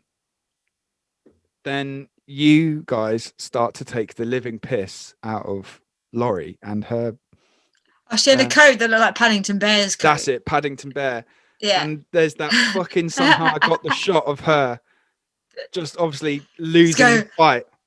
And she just kind of goes, yeah, she just kamikazes, isn't she? She gives up on life. Just gave up. And then I'm like, I've got to pick her up. Like Mark, her boyfriend, is there just going, ha ha. Like, someone take a picture. And he's like taking a picture. And I'm like, I'll pick your girlfriend up, mate. It's fine. Type of thing. And yeah, and then you realised that you'd left your bag at the venue. Oh no, that was once we got back to the hotel. Yeah, we got back to the hotel. Jill lost her phone. Jill's lost her phone. We'll come back to that. Come back to that. That's I don't know if we're allowed to talk about that. That hasn't been publicly spoken about yet. Okay, yeah, that's true. So we'll leave the mobile phone story. So good. Yeah, I didn't think of the whole We can't do this. story. This is private joke. This is mean. Private jokes on podcasts. I know, yeah. Okay, I'll leave the mobile phone story, but all I'll say is it's the greatest tour managing moment of all time. That is probably it. It's probably one of my favourite moments of banding. Just the sheer probabilities and statistical impossibility of that whole. Call me Poirot. Was it Poirot? Poirot? What Poirot? Poirot. Yeah, call me Poirot. I'll call you Sherlock. It's easier to say. Sherlock's a lot fucking better. Yeah, fucking Sherlock here. But yeah, okay, we'll leave that. We'll leave that out. Huge love, Jill. But yeah, we got there. We go back to the fucking hotel. Half an hour away. Which is like half an hour away, and check everyone in. Somehow, Mark is able to like help carry guitars, which is great at that time. And then you go, shit. I go, what? And you go, I've left my bag at the venue. I go, no, you haven't. And you went, I have. So you called the venue, they find it, and then it's like, well, you got to come get it because they're not open the next morning. So it's like, back in the van. And we were already half an hour towards tomorrow's gig as well. Yeah. Which makes it even worse. So you had to drive all the way back. Yeah. In that one-way system shit. Get your bag and then drive all the way back. Not Jill's phone though. Not Jill's phone, no. No. That was not yet. No. Maybe I'll get Jill on the show and then we can talk about that. Well, I think you could probably say an abridged version of the Jill's phone story. The phone got lost, and through my genius, I managed to track the phone down to almost within 3 or 4 meters of where it lost. Yeah. And it was found intact, no water damage. Despite it raining all night. Despite it pissing down all night in Lancaster. Yeah, it's so one it of was the extra rainy rain. Extra rainy rain, and it was fucking freezing cold as well. And yeah, I managed to recover the iPhone and find it. So this did mean another trip back to Lancaster the following morning. Another trip back to Lancaster. Another hour-long round trip to get back to where we were. Yeah. I thought we were being so smart, staying like half an hour towards the next day's venue. I'm like, sweet, we can have a lie-in, go and get a nice leisurely lunch. Didn't bank on you having to do 2 trips back to Lancaster in the meantime. Yeah. I mean, it's fucking great, really. It's a funny story every time. And this is the last time Nikki ever tour managed for us. Never again did he. Did I tour manage you after that? No, I think you were busy every single time we asked you after that. Yeah. And I was like, so I'd always have to go back to the girls and be like, I've asked Nikki, but he's busy again. And they're like, fucking Lancaster. I'd always tour manage for you. You know that. I wouldn't. No, I remember I was in Germany with the Dark. Okay. Convenient. Yeah. You're like, please, guys, please take me on tour. I need an excuse. Quick. Well, that was funny in itself, man. It was like fucking weather warnings driving 30 miles an hour in Germany. Well, like you couldn't see about fucking meters in front of you. It was fucking nuts. I was like, fuck, I've never been here before. You gotta be careful with that. Yeah, it was awful. Yeah. Awful, man. Fucking hell, yeah. So after all this shit, you know, where are you now, Josie? Because you're still fighting a lot of probabilities, aren't you? You know, let's again. I always trying to remove fucking COVID out of it. I fucking hate talking about it. You know, whatever. I don't want to give COVID any more airtime than it has. Yeah. But you know, so you're English born. Mm-hmm. You decide to go and live in Australia. Mm-hmm. You form a badass band. Mm-hmm. You conquer Australia. Kind of. And then you decide to bring it back to the UK. Mm-hmm. And you conquer the UK and Europe. Tried, gave it a good shot. Had a couple of member changes. Yep. And then Amaret's had a similar thing. Mm-hmm. And then you kind of joined forces. Yeah. Took Muggins out with you on the road. And then you decide to form a new band. And it's kind of down to me because I found your bass player. Oh, yeah. Actually, yes. Let's give Nikki credit where credit's due. We were looking for a bass player for a long time. And Nikki's like, check this shit out. Check this shit. Check this shit chick out. Love you, Lizzie. No, he spoke very highly of this Lizzie lady who just so happened to live 4 miles away from me. And I was like, which is fucking nuts. I didn't even put that together. Yeah, that was mental. So, well, in fact, she didn't, but she moved. She was moving. She was in the process of buying a house 4 miles away from me. So I was like, this is very good news indeed. And met up with her for a drink. Seemed cool as. Because, you know, it's not just about musical compatibility. It's about human being personality compatibility just as much, because you're going to spend a lot more time not playing music with them than you are playing music with them, ironically. Yes, yes, that's the thing I tell to students. I go like, you know, you're going to spend a lot of time with people that, you know, that you have to live with, whether you want to or not. Yeah. You've got to be able to stick around with their weird fucking shit habits and all sorts of bollocks that goes with that. Totally. Well, I tell everyone it's literally like a 3-way marriage, 4-way marriage. You know, it is. Yeah. Your life decisions kind of need to involve other people and vice versa. Because, if I just decided to move back to Australia tomorrow, that would screw people over, you know. So exactly right. You do it is you kind of do have to consider them in your decisions and what you do with your life. You've got to spend a lot of time together.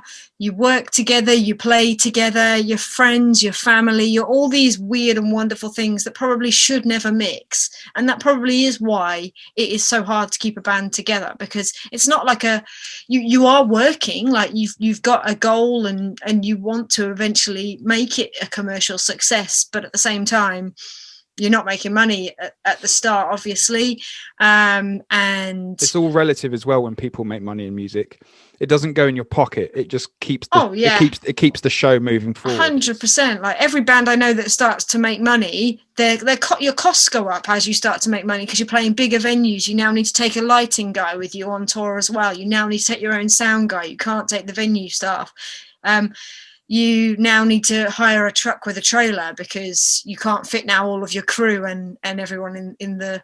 So, you know, it's a long road.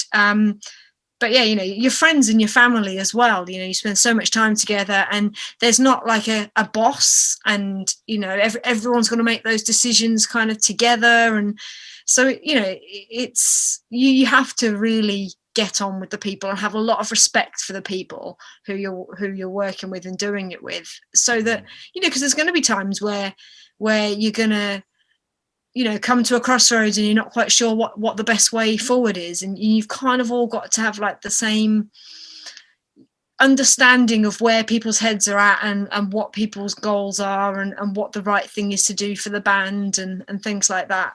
So you know, you kind of need to be in a band with people you really get on with is I guess what I'm trying to say. And there'll always be things that piss you off as well, and that's just the nature of, sometimes you have a shit show, or, you know, fucking, you know, things like Lancaster happen, although I was laughing all the way through, as well as panicking that you guys weren't going to get sleep, you know.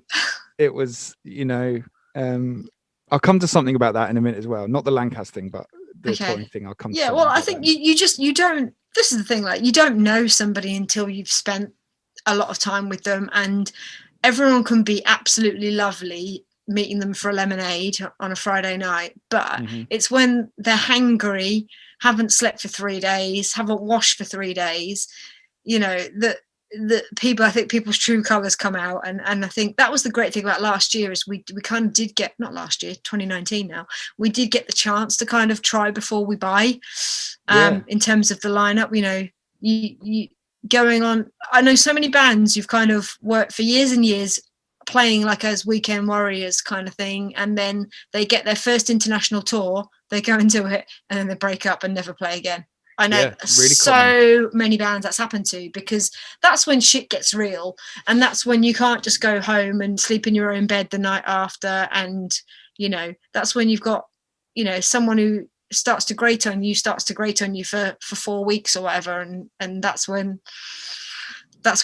things get hairy. And like I said, so many bands do their first tour and then they break up. So I think the really good thing about the opportunity we've had is that we did get the chance to play together a lot with no pressure. We were fulfilling commitments.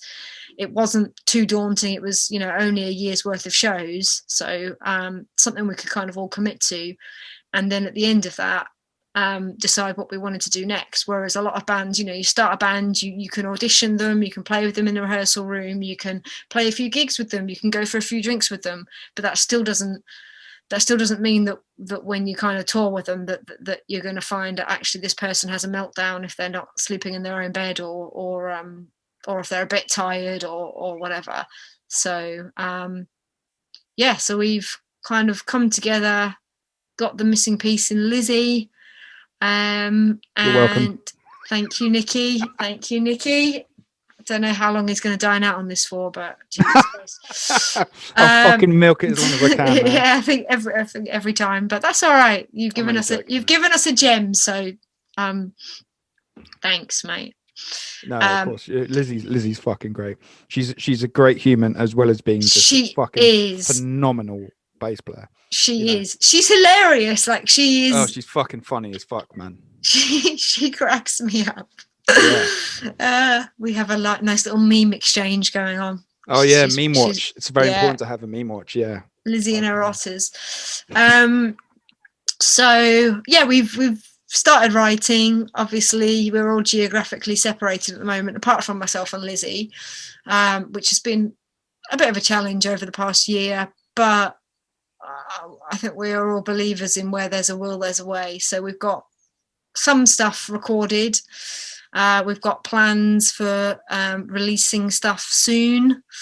So the ball is rolling, and like even in the past couple of days, even since the whole Boris announcement of the 26th of June and all these festivals magically reappearing, not magically, I know there's a lot of work's gone into them, but I guess a lot of people I think had written off this year, and then we kind of weren't really expecting much to come our way, because obviously having not even released any music yet, we can't really be expecting to get on many shows. But we've had some cool stuff get locked in the past few days, so that's very exciting. Great, and that's going to definitely give us a bit more of an incentive to. We've got a Dropbox full of half songs. Oh yeah, the famous Dropboxes. Yeah, musicians have. Yeah. So we need to get a few more of those half songs into whole songs, because I mean we all kind of obviously acknowledge where we've come from and stuff, but at the same time we've started something new. We've made a conscious decision to do so, and we don't want to be just playing old Tequila and Amaret stuff at gigs. Are you gonna drop all Tequila and Amaret songs? I think we might nod the head, tip the hat with a song or two, at least initially. But I think ultimately this is it's a new thing. It's a new project. 50% of the band, I mean, Laurie played with us obviously for that year, but 50% of the band, as in Laurie and Lizzie, weren't original members of Tequila and the Amorettes. So we kind of, it's only part of the history, and we don't want to. We want this to be something new, fresh, and we want it. Neither the Tequila or the Amorettes got to where we wanted the bands to get to, I guess. So I think if we keep doing the same, we'll keep getting the same, if you know what I mean. Yeah, it's like the definition of madness, isn't it? Exactly. So we're very excited about the new sounds. I'm really excited to hear it, man. I can't fucking wait. And yeah, well, it's, you know, with bands, it's difficult you don't know what's going to happen because you don't know what offers you're going to get. You know, we could say, oh, you know, we want to do a tour here, there, and everywhere, but unless you can, you know, find promoters to book you and stuff like that, you kind of have to take it as it comes. So the first step is to release some music, announce to the world we have arrived. Because up to now, I mean, to be fair, we're a bit of a joke at the moment. We've spent 99% of our time tie-dyeing things and making chocolate orange cook-along exploding puddings on, you know, Cooking with Pie Man and stuff like that. Like, we're basically an arts and crafts channel at the moment. So we're I'm a fucking podcaster host now. Well, well, you know, you've got to adapt and overcome in these times. So music's been the hardest thing to do thus far, but that hopefully will change very soon. We've got some good time in the diary put in to catch up next month, actually, and do some stuff. So finally, we can start doing stuff and actually do the music side of being in a band rather than everything else, which is, you know, the fun stuff. So it's exciting. Yeah, it's fun, isn't it? You know, I did one, you know, in one of the gaps of the other lockdowns we had.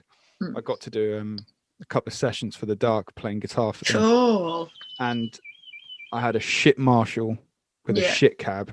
Yeah. But it was the best thing I ever fucking heard in my life. Yeah. Just having that feel, you know, it's so nuts, man. Like, you just take simple shit for granted. Oh, that movement of air. Yes. That's all I was fucking going on about. I was just going like, whoom, whoom, you know, like, and the Dark are in like super low tune. They're like in drop A sharp. It's like really low, you know. So I was just going like, whoom, whoom on the amp for a shit Marshall that I fucking hate and a shit cab. But it was just glorious to fucking feel that air go like, wow, wow, you know. And I was like, oh my God, I don't care that it sounds shit, you know. You know, I made it sound good, of course. But, you know, it was just to hit, you know, feel that reaction thing, you know, it was quite the thing. And it's something that I'm never going to take for granted again. Man, I remember like a year ago, it was almost a year to the day at Winter's End. Yeah. And I was there with Terry and Heidi. Yeah. We were looking at the Rock People Management calendar and everything that we had booked in. I think we had about 200 shows booked in for all our artists. And I was there. I literally remember complaining to Terry that I wasn't going to have a single weekend at home till August. What an idiot. What an idiot. Oh man, I'm not going to be at home at all this year. Jesus Christ. So I feel like I jinxed it. I'm sorry, everybody, for what I caused and what I did. I'll never do it again. I will never, ever complain about being busy and having lots of exciting musical things happening ever again. Like, yeah, totally. I relate to that big time because, well, as you know, when I was with RPM, you know, it was like, I had this fantastic fucking year, like all laid out in front of you. We're going to do 2 weeks in the UK, France, Spain, Germany, Australia, one show in Japan, like potentially like southern states of America. It was all like, okay, right, we're just finalizing that. We're going to announce it in like 2 weeks, and then like it's all gone. Doing jack, mate. Yeah, you know. And the thing about that as well, what people are saying, they're like, oh, that's fine, you'll just get it back. And I'm like, no, that will never happen again now, you know. And it's, you know, you could get upset about it all day long. The way I've kind of thing is just like, all right, cool, well, that's chapters closed on touring that way, you know. So I'm just finding other ways of doing, you know, staying creative and staying happy. And it's made me really appreciate the basics of what I enjoy about music. And there's a lot of things that I didn't enjoy. Well, you know. I think a lot of people have probably taken away from this time, you know, a better understanding about what they want from life and how they want to go about doing things, because I don't think anyone's really you don't normally get this time on your own with your own thoughts kind of thing. So hopefully it has been beneficial to people in certain ways. It might not feel like it at the time, but hopefully when people come back, they might come back with a bit more of a cleaner mentality, because you can kind of get on a treadmill and just carry on doing things because you're on that treadmill, you know. Yeah. And it might not necessarily be what you want to be doing, actually. So I think kind of everyone's almost starting from scratch now again. I think so. Everything is zero now. Yeah. Hopefully, like, people will do things how they want to do it and the right way. But yeah, I hear what you're saying in terms of people thinking you just get it back. I mean, I feel for the bands who were on download this year. Oh yeah, that's fucking gone. Because it's gone now. Like, so there's no guarantee. You know, if you were booked for 2020, then you did get rolled onto 2021, but now 2021's cancelled. They're not honouring that for 2022. So obviously, you know, bands who are still doing stuff and are still relevant and have kept that momentum going, you'd think would get booked again for 2022, but it would kind of really suck if you kind of just missed that because you were riding a wave and now, you know, trying to catch another one of those is hard.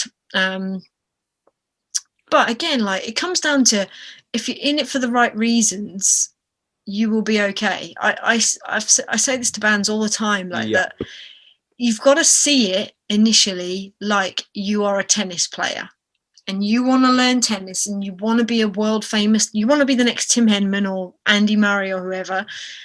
You spend years and years paying to hone your craft before you ever see a penny. But at the end of the day, if you love tennis and you want to spend every Saturday paying a tennis coach to teach you tennis, you will do that whether or not you're getting paid for it. I mean, you might get to a point where you're like, oh, I want to buy a house now, so tennis is just a hobby, so I'm just going to play at the weekends with my friends.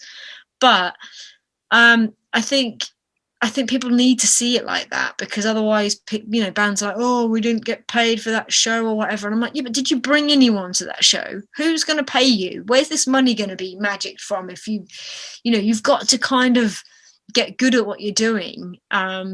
And build something, you know, and I see it as literally like studying for a medicine degree. You spend 7 years paying to learn how to become a doctor, and then you become a doctor, and then you can work your way up from there.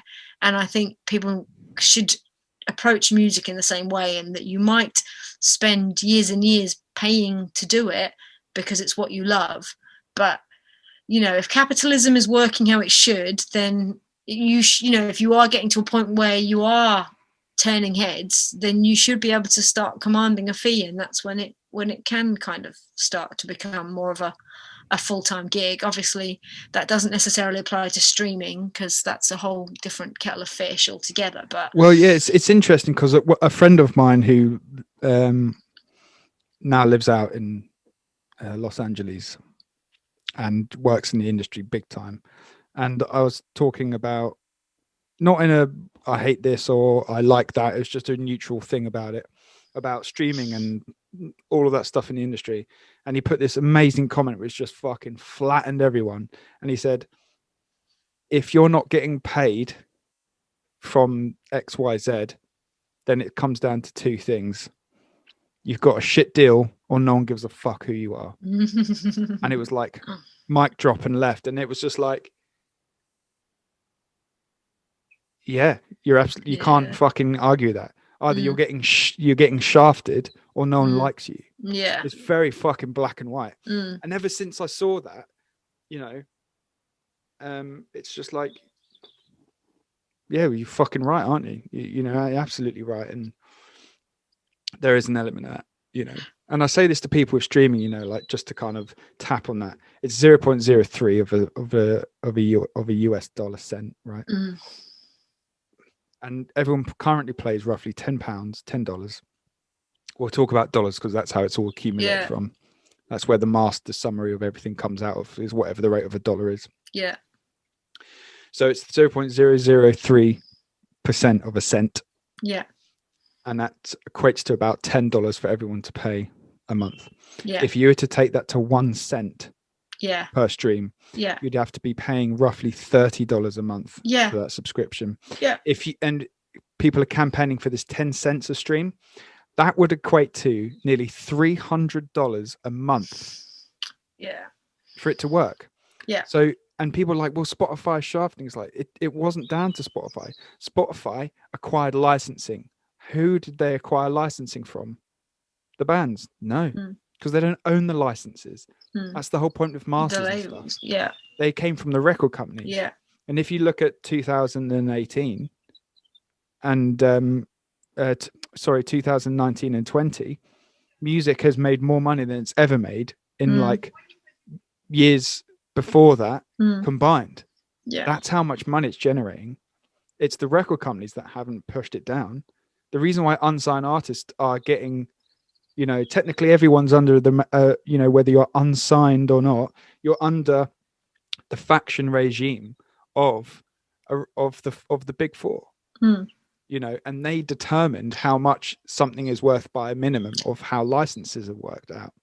It's not by Daniel Ek didn't go, well, let's shaft bands, because he started Spotify to help bands get paid from streaming. I think what is expectation versus reality, like big time. Wind back 20 years ago and Spotify wasn't a thing. Unless you had a label, you couldn't get your music out to the whole world. Basically, precisely. It was almost impossible. So Spotify then opened this door whereby any Tom, Dick or Harry could now get their music to every Tom, Dick and Harry out there. Yeah. And so I think therefore there was an expectation from every band in that, well, now that everyone has access to my music, why isn't everybody accessing my music? Because it's shit. And I mean, maybe, I think people seeing their music on the same platforms as seeing Metallica, seeing the Beatles, seeing, all the bands who have made it, it would be interesting to compare, for example, an unsigned band 20 years ago. Did they make any money from selling records to Australia? Probably not. No. And now, do they make any money? Not really. But they might make 4 pence from random streams they get, So I think what it is that the world probably hasn't changed that much, in that unless you're on a major label, it's going to be quite hard to get your music to lots of people. Not made any easier by the fact that the major labels own a fair chunk of Spotify, so obviously there's going to be probably some favourable scratchy going on there. Of course there is. That's just how it all it's always been like that. Yeah, and it always will be. And you will get, the great thing about Spotify is there is still a remote chance, although it's not going to happen to every band, there are still examples of bands that have done well, have managed to make a cult following, and I think people need to see, you've got to see the music as the advertisement for everything else your band is about, and you've got to make everything else financially make sense. Like the world has changed, and you've got to change with it, because otherwise you're just going to end up not like Nokia. Be top of the league one day and next minute no one gives a fuck about you because you haven't jumped on board and adapted and moved with how the world's moving. So, there's new opportunities for bands to make money now. There's podcasts and things like that. There's Patreons and things like that. And I think you've got to use your music to get people on board with your band, and then they will buy the concert tickets, they will buy the merch. Merch is a huge thing for bands now. And I think, when it comes down to deal is, a band, they might never make money off their music these days, but if you've got a shit deal, that means you're not making money off all the other side of things as well. So I think 360 deals are precarious. Like they need to make sure they work for bands, because I think if your label's taking all the money from all the music, which won't be loads, but if they're also taking your other opportunities to make money, or your only opportunity really to make money from the other side of things, then that's when it's going to be really tough for a band to kind of survive. But we've seen it with our own eyes, like bands who've come up this year and have managed to go full time during a pandemic. It is possible. And, I'm still self-employed. doing it. I think it comes down to what you said previously in this conversation was, if you want it and you believe in it, you'll make it happen one way or another. And that's if you're good enough. But that's the thing, people have also got to understand, willing something to happen isn't enough. That's the expectation versus reality thing again. Other people need to like what you've got. Like, I see people who are really, really hardworking, but don't necessarily have a good product. And the problem is that the world sells to people that, you can make it, you can do anything if you try. You can. That's like the American dream, isn't it? Yeah. Well, you see people like Justin Bieber discovered on YouTube. Oh my God, I can post a picture and a video on YouTube, and I'm going to be the most famous person in the world in 10 years' time. He had a good product as well. So you've got to have, and I also know people and a really pushy mum. It helps, but I also know people who've got amazing products and they haven't got the other shit together. You've got to have the two. You could have written the best song in the world, but if you haven't got a band willing to work hard, if you're not willing to work hard, if you haven't got management willing to push you and get you in the right places and in front of the right faces, like, you're going to find it really hard. You're just going to be another track that goes on Spotify that gets 4 listens a month, So it's about everything coming together. And obviously if you've got major labels on board, that's going to help undoubtedly. But I think people have just got to be realistic about whether they are the next tennis prodigy or whether they're just someone who really loves playing tennis. And there's nothing wrong with really loving playing tennis and playing tennis. Yes. And playing tennis every weekend. Does it mean that your town's going to come out and watch you play tennis? No. So it's the same with music. If you love music and you want to do it till you can't do it anymore. Play till your fingers bleed. But don't get upset if the whole world doesn't come out and watch you play, because the whole world doesn't come out and watch and play, doesn't even go and turn up for the women's hockey team half the time, like. Yeah, very true. I relate to that. I think that happened to me in the Dolls. I got very blindsided. I mean, my mental health was fucking horrific at the time, and my life was literally sand through the hands, as you know. And all I had to cling on to at that time in my life was the Rocket Dolls. Yeah. I had nothing else in my life, and it was, every morning I woke up, it was hell. I'd go to bed going, I fucking hope I don't wake up, so having the Rocket Dolls was like, I put so much pressure on it for it to do something. Yeah. That it blindsided my reality about where it actually was and why. And no one ever asks the question why.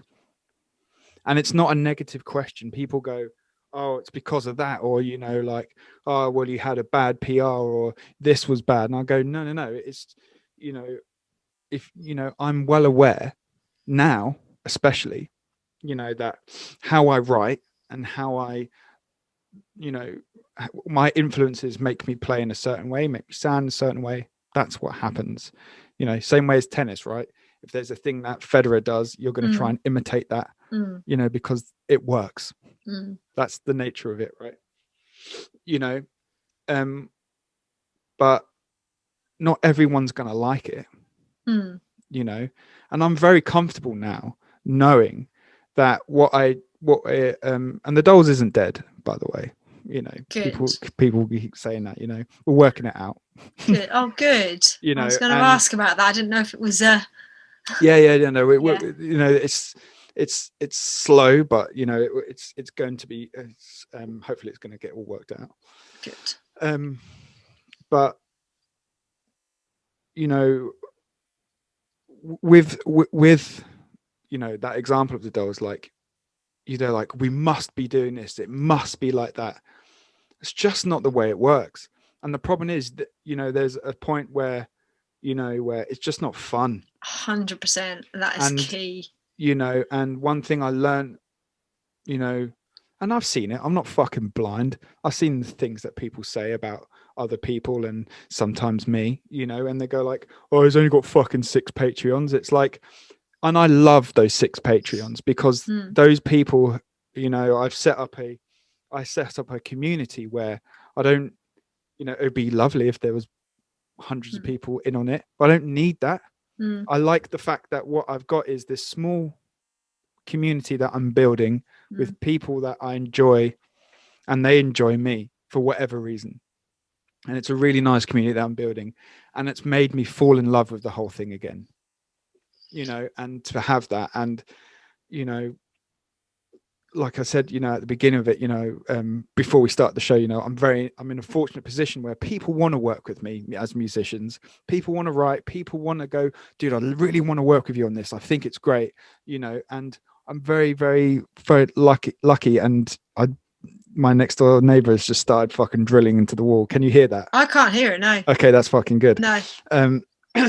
But, yeah, you know, I'm in a fortunate position where I've earned the right, where people who are regarded in certain ways, such as yourself, who are my friends, and people want to play with me and I want to play with them. So I'm not worried about making money. I'm not worried about being fucking famous or successful. My success is that I'm still able to do this. Yeah. And that I'm not dead. Yeah. You know, and that I've got a family, I've got a job, I've got income. And the Patreon stuff I'm very clear with people who are in it. It doesn't go in my pocket at all. It goes into making sure that I can still make music with people and give them a fucking great sounding product. And if it never gigs, fine. I'm sure it will gig once a year, you know, about releasing stuff.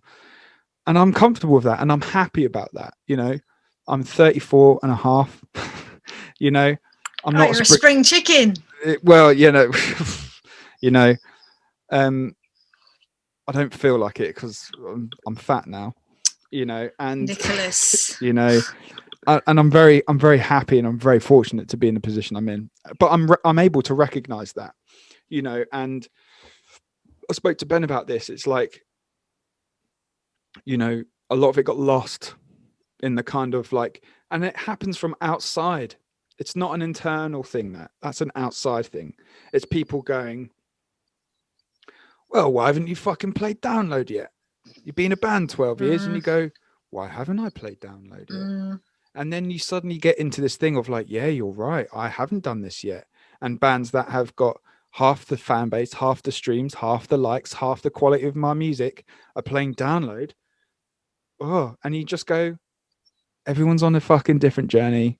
Who gives a fuck? 100%. You don't know what's gone on, how people have got where they've got, and I think you can't control that. You can't control who gets booked for what show. All you can do is put out the best you can put out and push it as hard as you want to push it. Like I said, people write music for different reasons. Some people, you know, if I said to somebody, you're never going to get paid for playing music, does that mean they're going to hang up their guitar and never play it again? No, they'd be stupid if they did that. Yeah. So, you know, it's the same with me. Like, I think definitely lockdown has kind of made me think more about things and just like building a life you're happy with. And you can't rely on a band making it.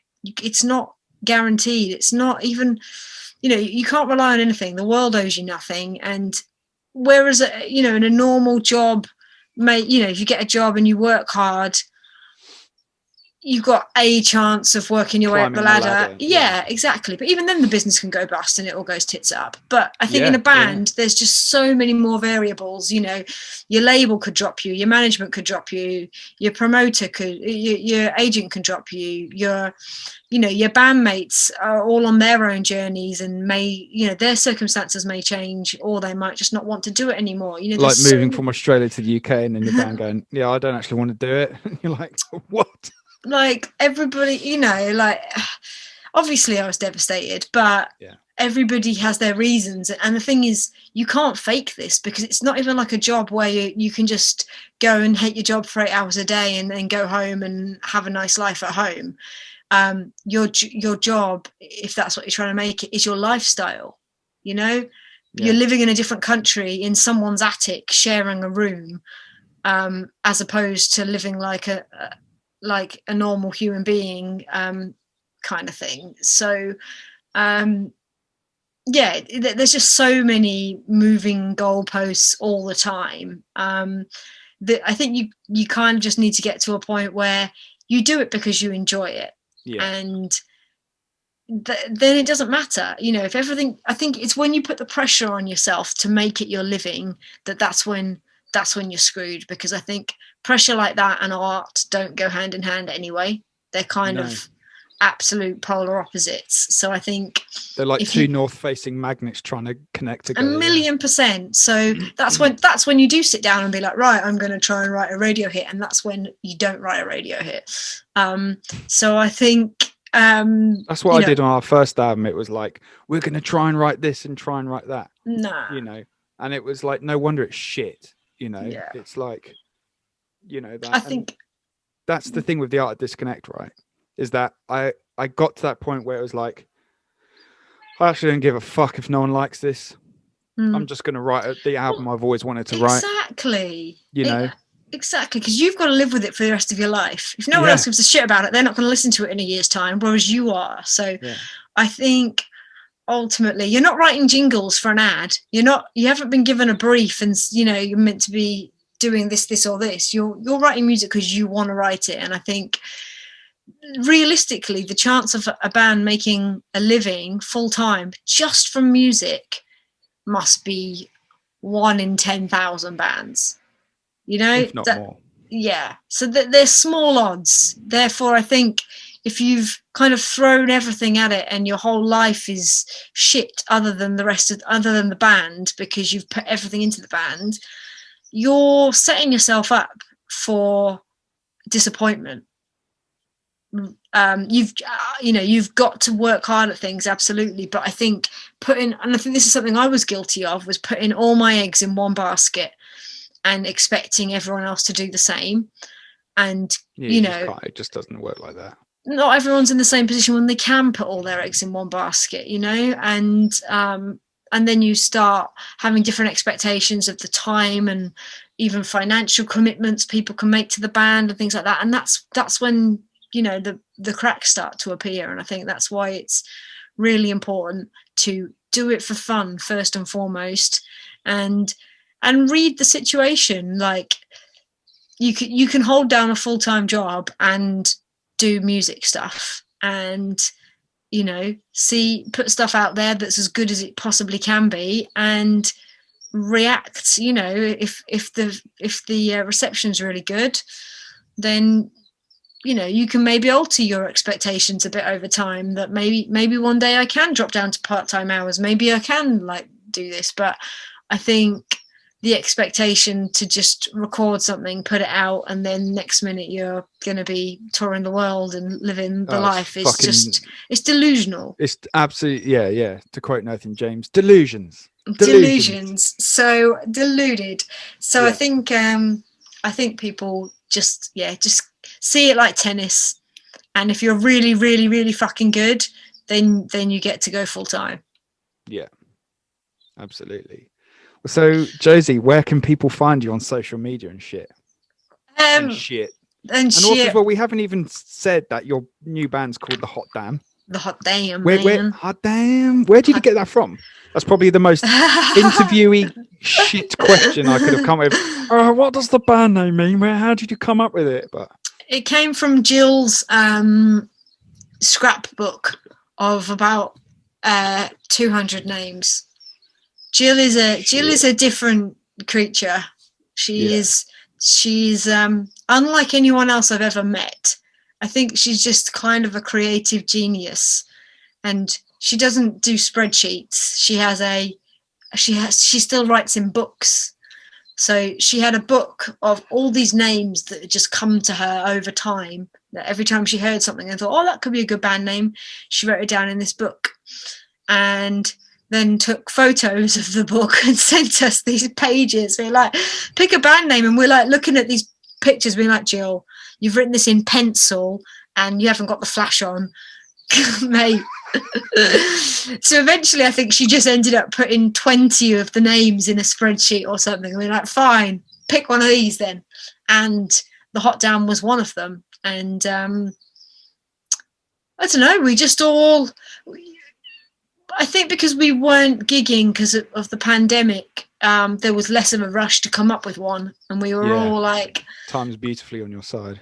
We were just kind of just chewing them all over, and then it got to a point where we were like, right, come on, what are we doing now? We need to get the ball rolling here. And I don't know, we just kind of literally looked at the list, and that was the only one that we all kind of felt something towards. And we were thinking about, thinking about the big picture of how you can use it, what it would look like on a t-shirt, how you could incorporate it into marketing and all that stuff. And we were like, yeah, this one ticks all of the boxes. So that became the band name. That's great, people were suggesting like, oh, why don't you combine the two names? I'm like, no, because the whole point is to fucking leave that where it is and carry on. We're very, very appreciative of all the experiences we had and everything we've done with that. But the whole point of this is we want to start something new and fresh that is the four of us, that belongs to the four of us, and that we've all played a part in creating. So that's why we kind of went with the decision to start with something completely new. And I mean, like I said, so far so good. We're mainly a tie-dye t-shirt brand right now. Well, it's a hell of a brand. That's all we are right now. So I mean, I hope people are actually going to wear them. They might have just been humouring us and being nice and wanting to support the band. But I mean, it would be pretty fucking sick to get to a gig and people. Well, if you start seeing tie-dye t-shirts in fucking charity stores, then you'd be like, hang on a fucking minute. It'll happen, I'm sure it will. But so where can people find all of this stuff online then? So all of the Hot Damn stuff is basically the Hot Damn UK. So if you look on Facebook / the Hot Damn UK, Instagram and Twitter, we are on all of those platforms. We don't have a TikTok yet, I'm afraid, Nikki. Gotta get on TikTok, mate. We do, huh? Got to get on TikTok, mate. Oh well, when we're releasing the song, we might have to delve into that and look like people who are way too old. Do you know the algorithm for TikTok is 3 videos a day? Oh my god! Fuck that. See, this is the hard thing again. Is like being a musician now. You need to be on top of social media, and it's like, when do you actually have time to write the songs? When you're updating all of your profiles and putting videos up and stuff like that, but then you see all these bands, the bands that are doing really well, they have story upon story, and I'm just, it's a full-time job, just the social media siding of things. So just it's the definition of what's involved has changed, and you gotta be on board with that, or just accept you want to make music for you and whoever hears it, and don't get too upset about it. Yeah, absolutely, man. Absolutely. So we will have music soon, and thank God. Yeah, thank fuck. Well, Josie, man, it's been fucking sick having you here. I think we've set the world to rights absolutely today.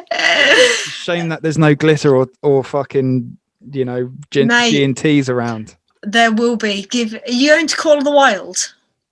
Am I going to it? Yeah. No, I can't. I've got a little baby on the way, haven't I? You have. Sorry. Yes, so, I should have known that. When's the baby due? June, but like probably it's probably going to arrive in May. Wow. Okay. Yeah. Okay. Fair enough. Well, I might not see you at festivals, but I think I'm gonna have to invest in a glitter cannon, because the world has changed since 2019, and I feel like going up and glittering people's beards and their faces is probably not going to be really the done thing in 2021. I don't think it will. You'll get done for like some glitter assault. Exactly. I need a socially distanced glittering solution. So anti-back glitter. Ooh. 10%, please. Jesus Christ, I'm in your debt now, big time, aren't I? I owe you a bass player and royalties from my glitter empire. Yeah, I'll just take 10%. Right, I'll take you out. I'll take you out for a lemonade sometime. How's about that? That'd be lovely. Josie, thank you so much, man. Thank you, Nikki. And I'll see you soon. Thank you. Good to see you kicking ass, man. All right. Oh, thanks, man. Hey, everyone. Thank you so much for watching. You know what to do. Hit subscribe. Hit the notification bell. really help us out. And don't forget, you can also support my brand new record out on Patreon now at patreon.com/Nikki Smash Official.